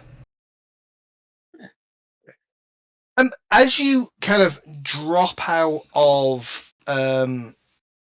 sort of the warp bubble. Is it a warp bubble? Quite a pocket dimension. It's not really a warp bubble. As you drop out of the bubble, you discover that you've actually spent 3 days longer in the journey than you had expected. And the world is run by apes. Brent, that's 3 days of my life I'm not getting back. Correct. It is Well, it's been 60 another. days we studied. It is another week. Now, because it's not 2 full weeks, you can't actually count the extra 3 days, unfortunately. Because once you break the study period, you are resetting. But So you've got 6 weeks in total. you got 6 weeks in total. Yep. Okay. So again, you go through the process. I can give you a little bit of a how do I spell this place? It's AST. How do I spell it? ASTELTIN. Asteline. Asteltine.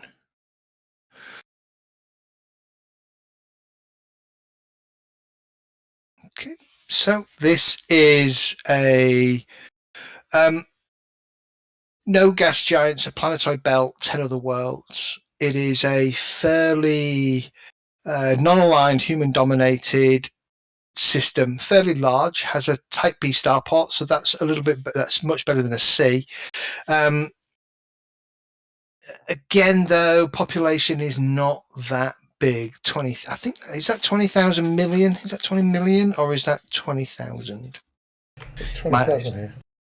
It's 20,000, isn't it? Yeah. What's the tech level mean then? Because it's not got a number next to it. Tech level interstellar community. Hang on a sec. Interstellar community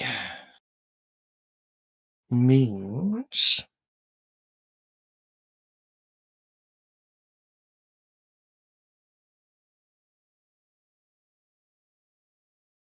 do it the old-fashioned way. Well, not the old-fashioned way. I'll do it the new way. I'm assuming this is a station then. Or is it a Yeah. planet? Or is it a planet? It's probably a station. Size 11,200 kilometers. It's a big station. Oh, no, it's big. That's a planet. It must have just one city and a small one with only 20,000 people. Did he? Yeah. And they're very aloof. It's just a rock with station, I Hoity-toity guess. people.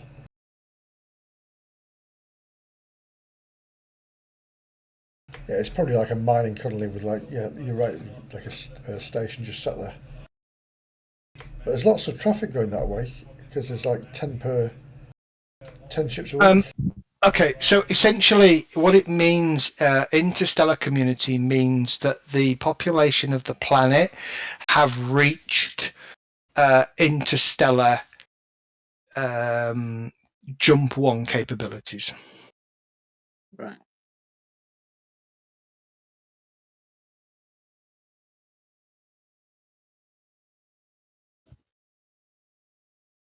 Again, you have a receipt for refueling, so you can refuel a ship, and you can then make your final jump. Do a 10-ton jump to home. Yep.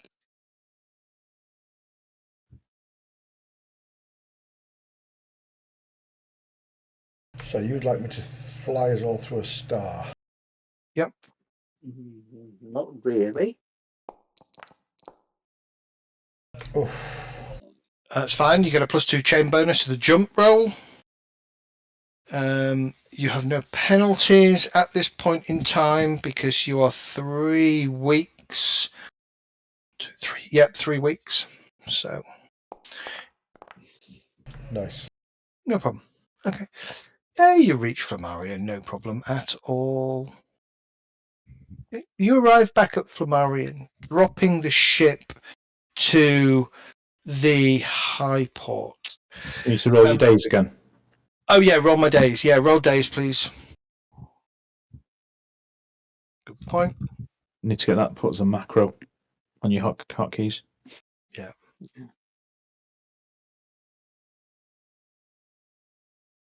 Let's see if we can get 3 in a row. Oh shit. Look at all the sixes that's taking us like forever.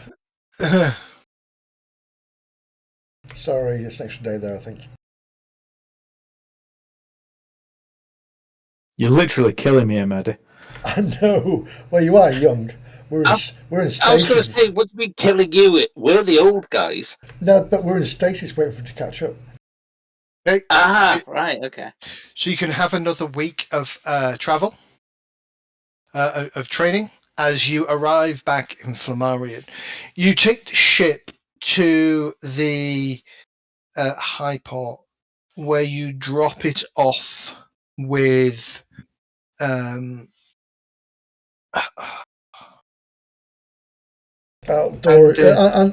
Cassandri. Kasari. Sorry. Kasari, yes.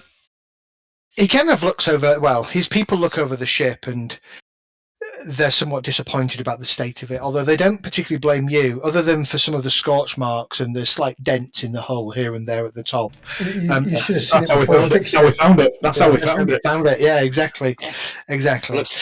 We'll explain that we found it in a volcano and had to retrieve it from that.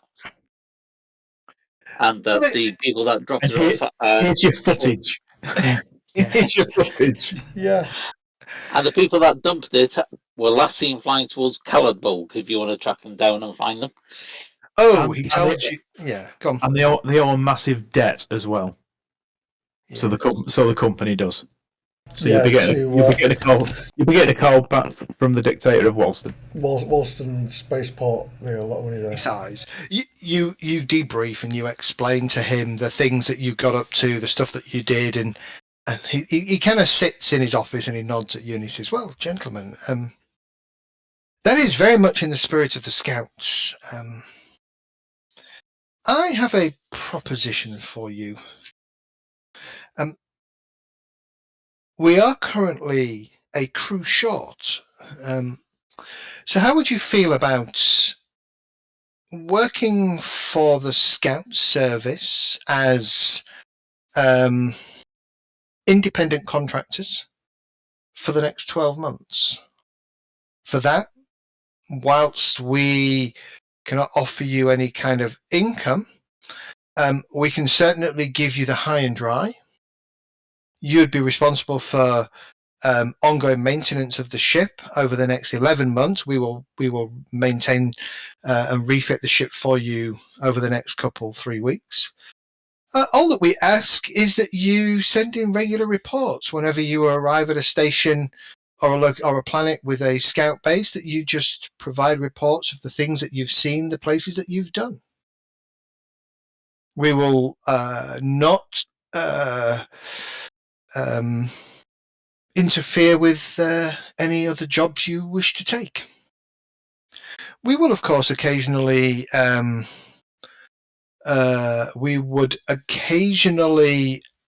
ask of you favours, of which there would be a small fee for completing. You had me at the word small.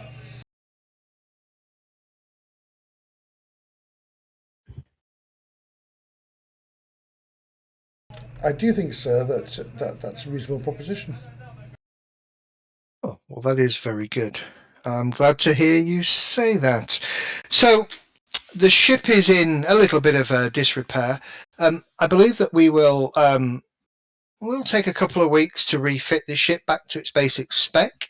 In the meantime, I've arranged for you to be put up in our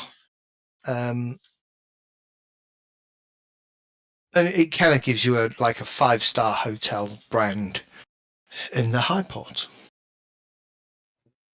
That's fine. Just before this, can you get the designation of the ship changed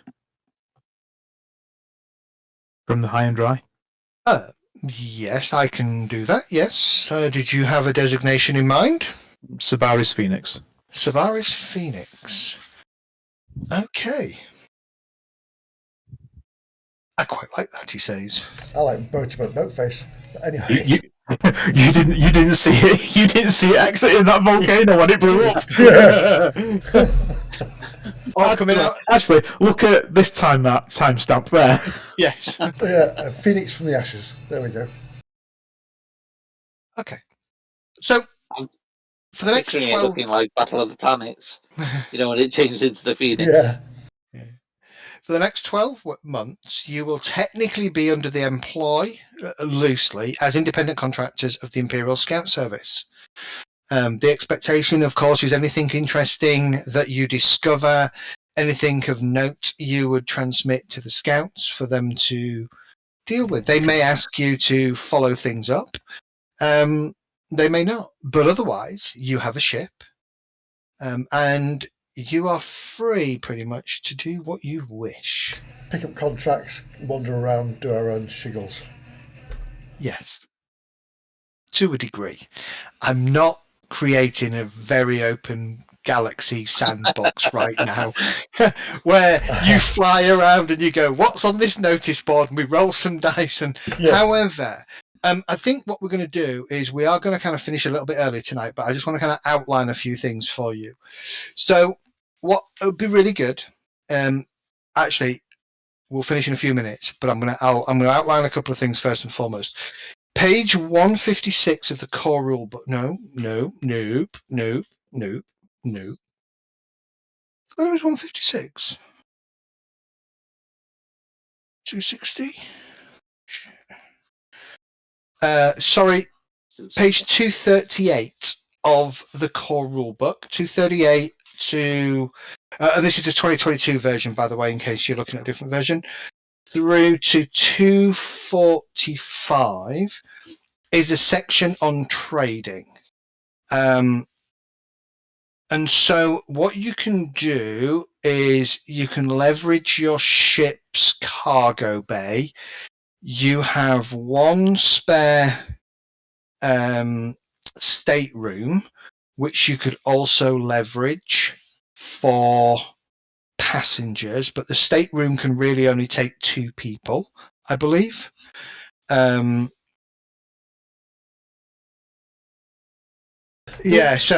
middle passage, standard class, a stateroom for every passenger passenger. So you can only really take one passenger with your stateroom. We can make loads of money just go between Disso and Lave for computer parts. Disso and Lave for computer parts. Yeah, I remember that. I remember that run. God, I did that for hours. What page was that again? Page 138. 238 Sorry, yeah, 245. Yeah, I haven't got that book. I haven't got that book. It's- Have you not? It's, Okay. it's your orange section. Oh, sorry. I will. I've got the 2020 book. You got the 2020 book. Okay, no worries. I'm not sure what page it's on the 2020 book, but it's the trade section. Well, let me look at the chapters. Trade 206. 206.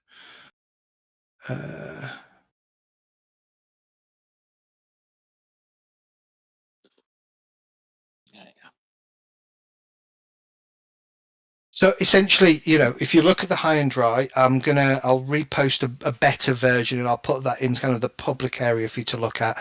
I'll actually probably create a scene for the high and dry for the map, so at least you can always just have that map open if you need to.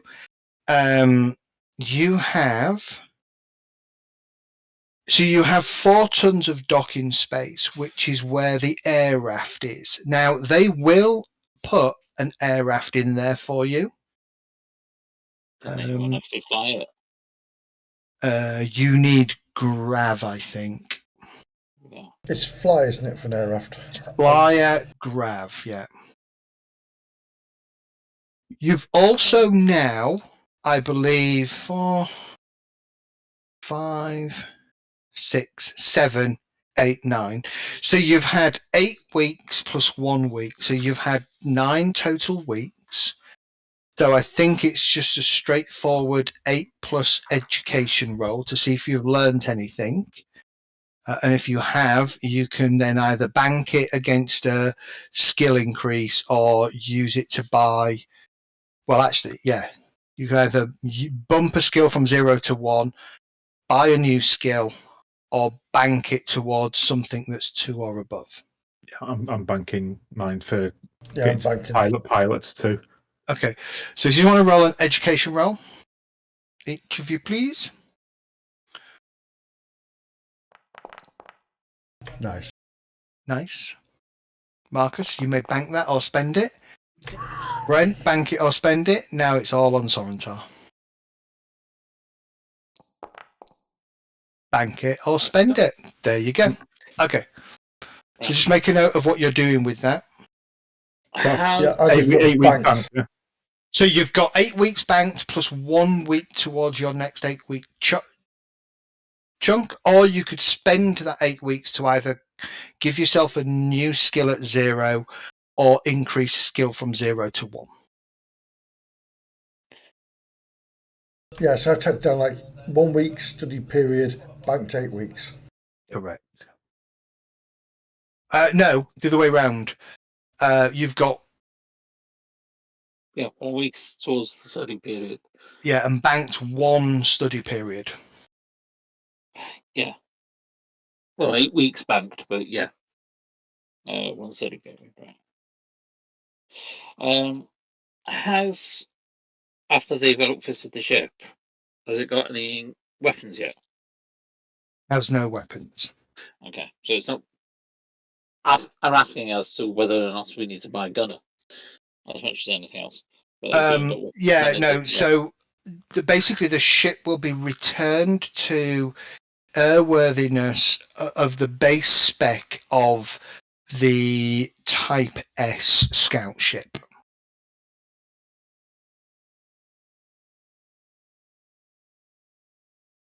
So that means it's 100-ton streamlined crystal iron, armor 4, thrust 2, jump 2, fusion power plant with power 60, jump 2 drives. It has a bridge, it has a computer rated 5, military grade sensors, double turret but weaponless, fuel scoop, fuel processors handling 40 tons per day, probe drones times 10, docking space times 4, air raft, workshop, software on the computer is jump control 2, library, maneuver, intellect. It has 4 standard staterooms and a cargo hold of 12 tons. 12 tons of escargot. of escargot. Yeah. You know what? I don't think I'm going to bank that 8. I think I'm going to spend it because I think not having recon is That is probably useful. yeah. Yeah, I've got recon, but Not being able to out see, of party. basically not being able to look Yeah, for stuff is pretty shit. Yeah, 'cause Yeah, that is it is. perception, isn't it? It Yeah. is effectively perception. Yes. So Yes. I'm leaning towards melee because at the moment, if I haven't got a gun, I'm useless. Yep. If you ain't got a gun, run. Melee is Yeah. good. I mean, look, you know that every jump, right? You just need to make 8 jumps and you've got yourself a study period. So it's not impossible. Just remember your limit is 3 times your int plus education is your total skill limit. So just think you could spread yourself thin, but have like 1 in lots of skills, or you could really focus on 4 or 5 skills and go to like 5 in each. Yeah. Yeah, so one study period puts it to 0, doesn't it? But at least you're training it. Yes. Yeah, I'm going to go Yeah. melee. I'm going to look at mine over the week and see what we need. What I need. Okay, so just a reminder, Flammarion is a again fairly small planet, 700,000 population. So it's got quite a big population. It has tech level B, lower average imperial. Oh, what's that?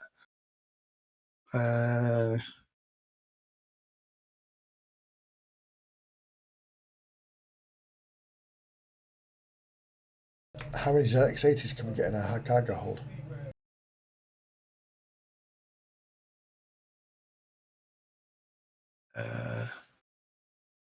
I think we should do the same as Firefly and rent it out to a companion.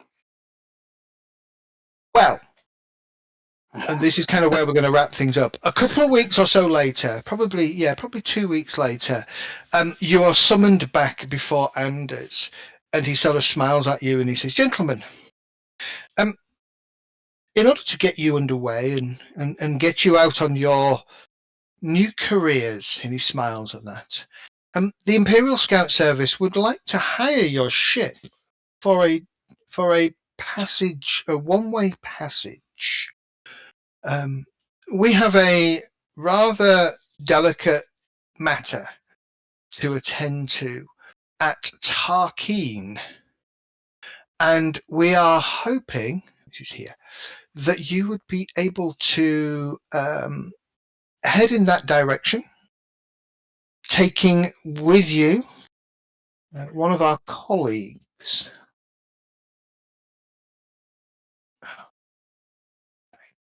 Her name is Carmen, and I can't find the piece of paper where I wrote the rest of it on. That's what you get when you write on the backs of the scenario.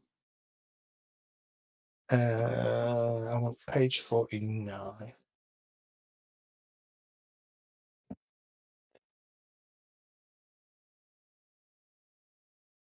Idiot.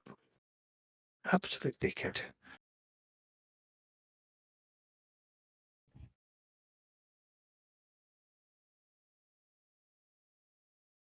There you go. Carmen Lancello. There you go. Plus 2 tons of cargo. Ooh. And for that, given that you have middle passage and you are traveling, I believe you are traveling 1, 2, 3, 4, 5, 6, 7 parsec.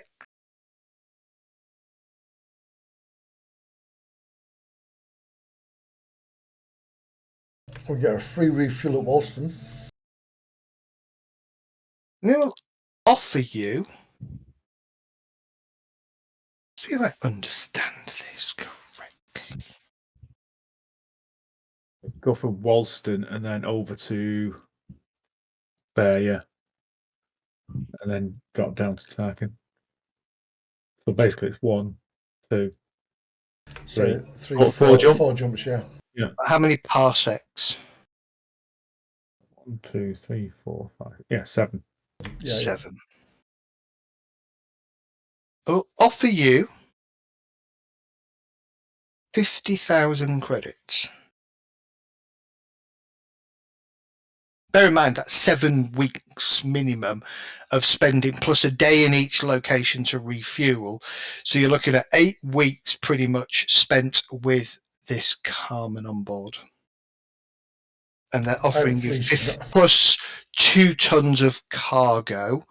So they're offering you 50,000 credits. That sounds all right. I mean, he's not going to diddle us, is he?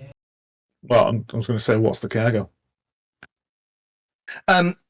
We'll quite happily provide you with a manifest. Okay. What's it cost to refuel? Oh no, it's 4K a month, isn't it? So No, it's not. That's how much it costs you to maintain the ship. To refuel the ship is a completely different matter. Well, we lose how many tons was it every jump? It's 10 tons per jump. 10 tons per singles per parsec. 10 tons per parsec, so 20 tons for a 2 parsec jump. And I believe you have a 40-ton ship. I need to double check that for next week. Yeah. So basically, we could do the 2 jumps to Walston, get a free refuel there. Yeah. And then get to Tarkeen. Yeah, with 1 refuel. Yeah. And then he will. Okay, yeah. So he will. We won't tell him we're getting a free refuel at Walston. Oh yeah, you get a free refuel at Walston, won't you? Yeah. I'll dock him for you. As long as you keep the dictator alive. Yeah, don't kill him. Yeah. Why are you going to Walston? It's the other way. Yeah, just using it. Yeah. I like the cookies. I like the cookies. No reason. So just so you know, it is 500 credits per ton for refined fuel, 100 credits per ton for unrefined fuel. It's 24 hours to refine the fuel on the ship. So you can actually just go to the ocean on Walston and just stuck in 40 tons of fuel. Have you seen carvers flying? Yeah. So bear in mind that does leave you with so that's 7 weeks. So you will need to pay at least 1 month's worth of maintenance at some point. You'll need to spend a bit of time having the ship maintained during the travel. Walston, yeah.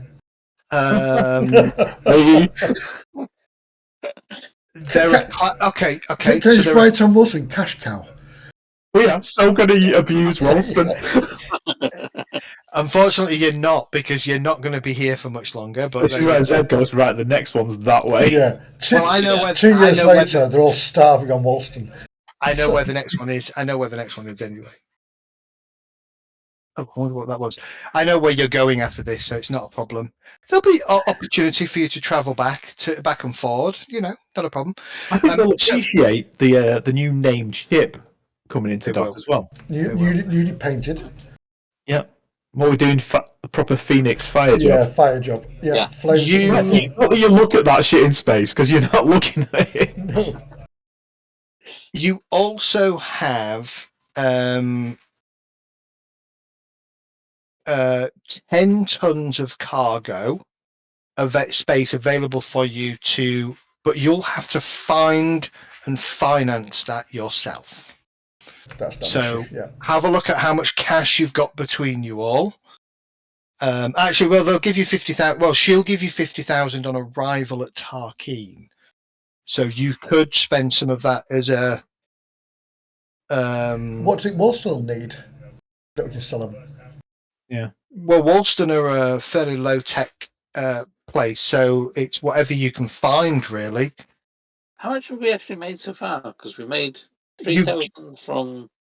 So he gave you. He gave you 3. You got 3 from the survey, and then 5, 6, 7, 8. We gave the 5 away, didn't we? We gave the 5 back. Okay, so you've got 6,000 credits so far. About 2,000 each. Yeah, I was going to say we might as well split it between us because we're pooling anyway when we need to. Yeah. I was going to say I've got a bit more than you. So 3,000. Yeah. Did you say 3,000 each? No. 2,000 each. 2,000 each. So it's 6,800 2001. Cash. cash. Yeah. 18,585. And I've got other income credits per year 2,000. How do you get other income? I don't know. It's on my character sheet. Must have been part of the history. Yeah. So yeah, so have a look. So for example, That's let's have a look. I'll read through this myself, but mail is a special form of freight consisting of large data storage drums that contain a vast amount of information as well as physical packages, which must be transported from one world to another, but not vital enough to be entrusted to the export service or a private courier. Well, that's an idea. We can do that.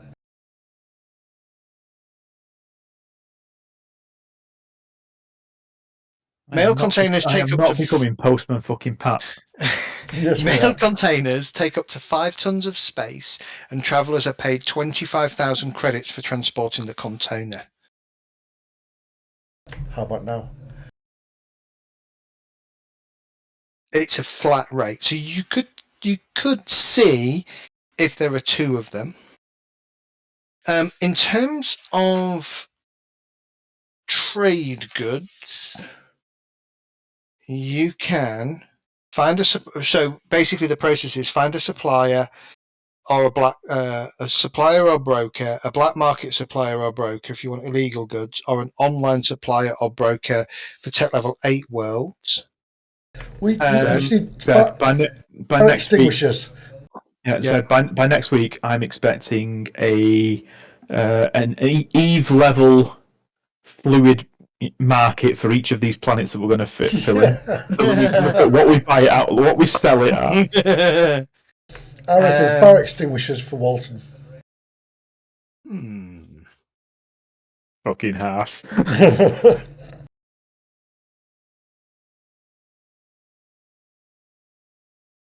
Although they may need stuff for recovering after a natural disaster. What was the planet like? Did it have lots of natural resources for building towns and? Wollston. I can't. Let's have a look. Pop-up houses. Self-perpetuating oligarchy. 3,000 total population. Tech level 8. Okay. Non-existent infrastructure, a few hundred resources for labour, few resources. It's not massively fucking diddy, isn't it? With that many people. It's tiny. Yeah, it's an 8,000 kilometre rock, basically. It has some, but it probably doesn't have.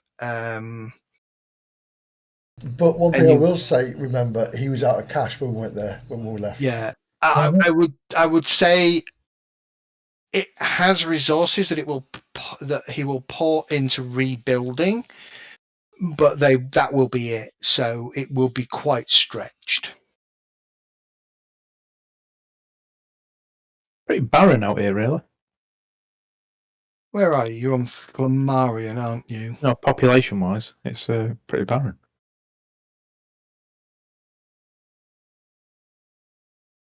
Even though Flammarion's only 700,000. Diddy. We are like on the arse end, I think, aren't we? Must be on the arse end of nowhere, surely. You are on the arse end of nowhere. Yeah, you probably aren't familiar. You might not know that this exists. So travelermap.com is what all the map stuff that I'm showing, the sector maps, is based on. So if you go to that and you type in Flammarion or Wollston, it will centre on Wollston. And then if you zoom out, you'll get an idea of how big the galaxy is. Basically, it is a part of the spiral arm of the Milky Way. Yeah, I'm guessing this is like the fucking Outer Reaches type of. Yeah. It's very much like, I would say it's very much the equivalent of Elite's map, where the bubble is a concentrated part of a very tiny part of one of the outer spiral arms of the Milky Way. Mm-hmm. Actually, this loads a lot quicker now than it did on my previous machine speed. Used to draw it at one cell at a time. It did, Yeah. yeah, absolutely. But when you actually see how far, oh god, that gives Etch-a-sketch style. makes my eyes go funny when I look at that grey and black background.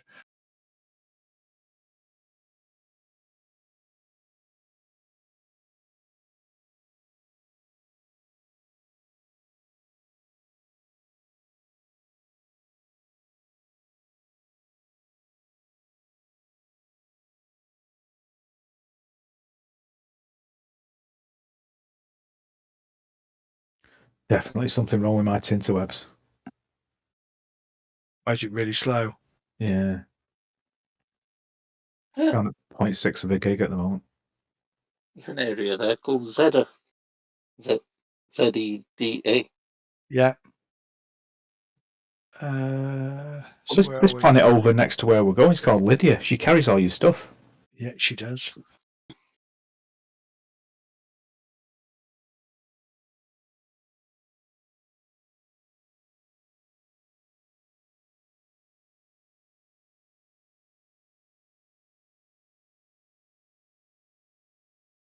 There you go. I've just posted something in chat.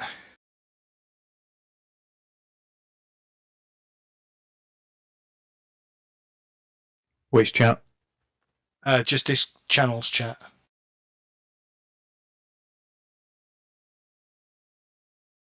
Wow. That's how big the galaxy is. Bigger, badder, Yeah, boom. I've just found out a bit, and I'm just seeing shed loads of dots, which when you zoom in are just Planets. some of the Yeah. sectors. Yep. And a lot of them are named, and a lot of them have the UWP kind of stats and stuff. But essentially, you know, that stat block describes the system. And so then you have to interpret what in your head what that means for that system. Some of them have got details because they've been covered in scenarios, and others it's just down to you as us to decide. I know what I was doing though, so let me just have a look.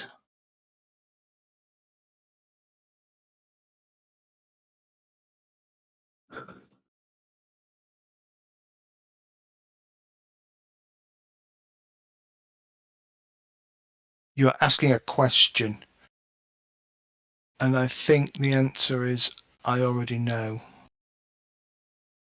I think I found a website I think that allows me to do all the random trade stuff. I just need to figure out how it works, and if that's the case, I can absolutely do that and plan it all for you. Right, let's call it there, gents. So next week, have a think. If you've got a bit of time, take a read through the trade section on the book, and we will convene next week with that journey. Cool. Good, Yeah. awesome session. Yeah, it was good. A little bit of cinematicness. Told you, not all heroes wear capes. You can. We do need to buy some though. That scenario can get you in deep trouble. Oh, that was deadly.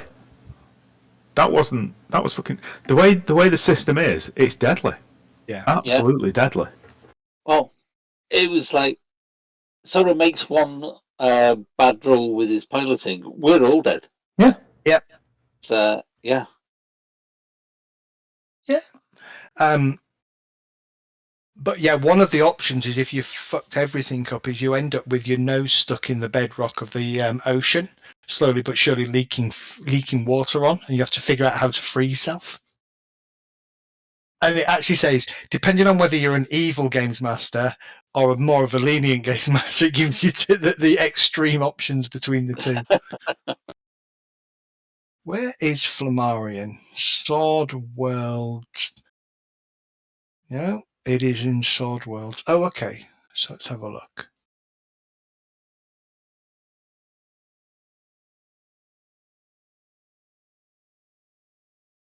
Inward Marches.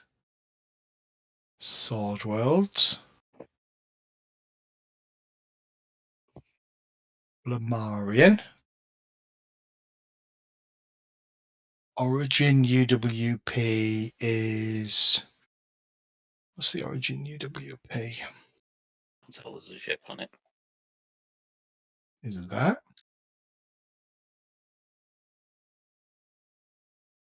Destination would be Woolston, right? Yep. Did We that? can travel there with 40 tons of fuel. Yeah, so there'll be 2 jumps. So there'll be the 567908 for that is the first one, and then drop to Walston and then refuel there.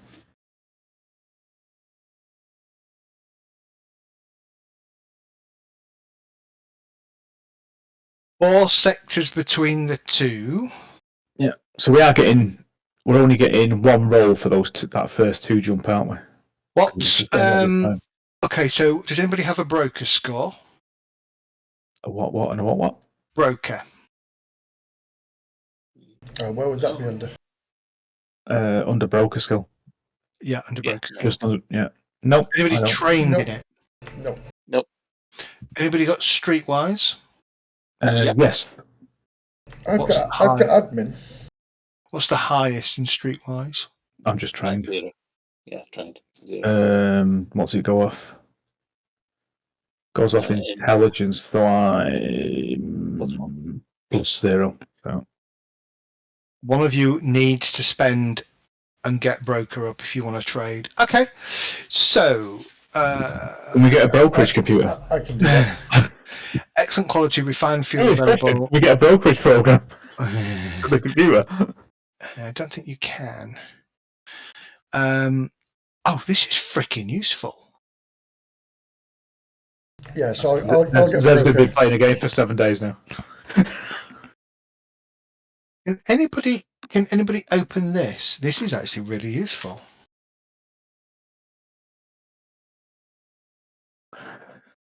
So available goods would be advanced manufactured goods, advanced weapons, biochemicals, common consumables, blah, blah, blah.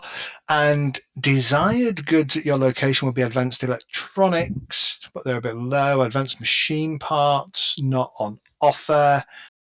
Common ore, 600, 900. Ooh, it's quite expensive where you're going. This is Eve. This is Eve, isn't it? Yeah. So,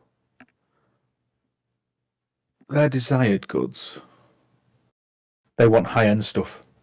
A lot of high-end stuff.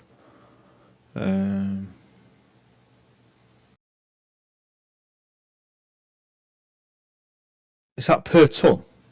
That's per ton. Yes.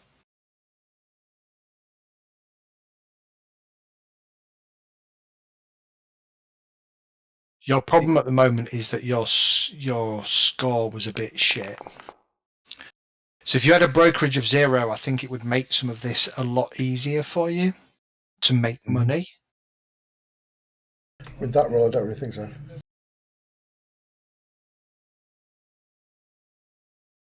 Advanced vehicle. So that's between this is the information between the 2 planets, is it? Effectively, yeah. So where we're looking? There's a link on the chat. Yeah. So your available trade goods. So that's in the port where we are. Yeah, and then desired goods is where you're going. Okay, so we can buy wood at 1,500 per ton, and this is 66 tons, and we'd get a return. No, you wouldn't. It's We 450. wouldn't get. It's 450 there, so we could do it the other way. Yeah. Unless they don't desire it here, so you'd have to flip that and get the get the reverse if we were in the other. So basically, Looking at this computers expert skill package, there is broker tech level 10, costs 200 credits. Only will work for tech level 8 plus planets where you have an online brokerage. Right. So It's the a skill we're computer- going to need, so I've got it anyway. I've taken it. Yeah. Ah, right. Okay. It's only 0 at the moment, but give us a bit of travelling time in space, but it'll go higher. I'm not sure how this appears to be a little bit out of date. I think I might have a look see if there's a better one because that does seem harsh. Right, what happens if you had a brokerage score of 0? Let's generate trade information.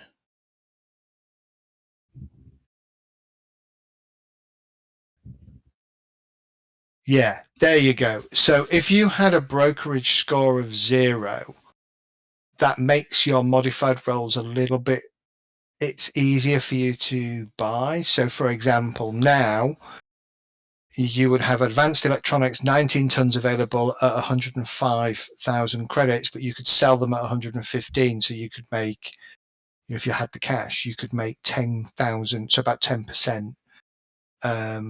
I'm looking at anything else. Common or 900. Common or. Are we in early Imperium? You're in 1105, yeah. Oh, the Golden Age.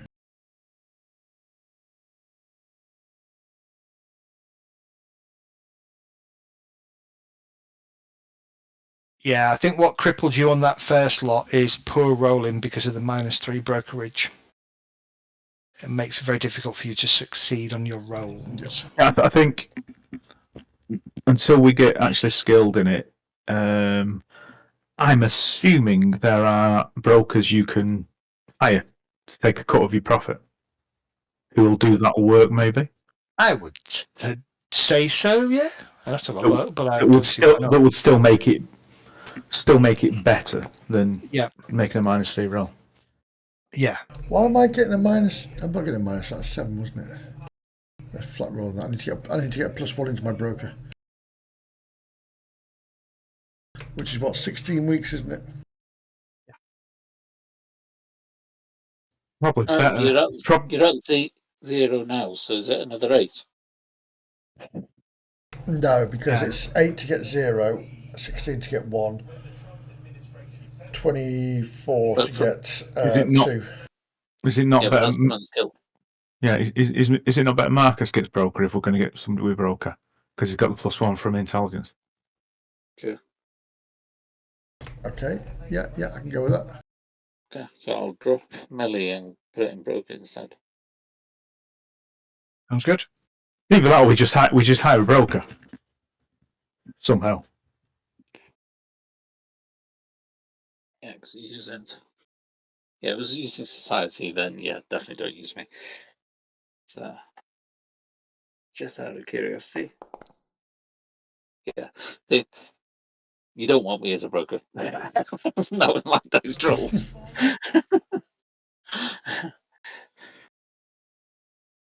Yeah, intelligence is probably my worst stat. Yeah, intelligence.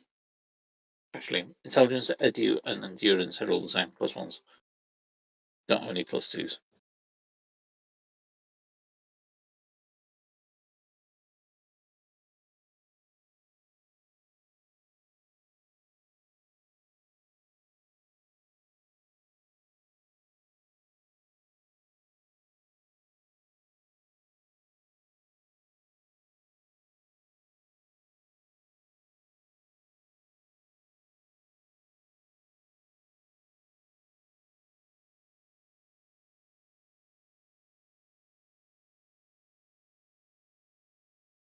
Oh, that's an idea.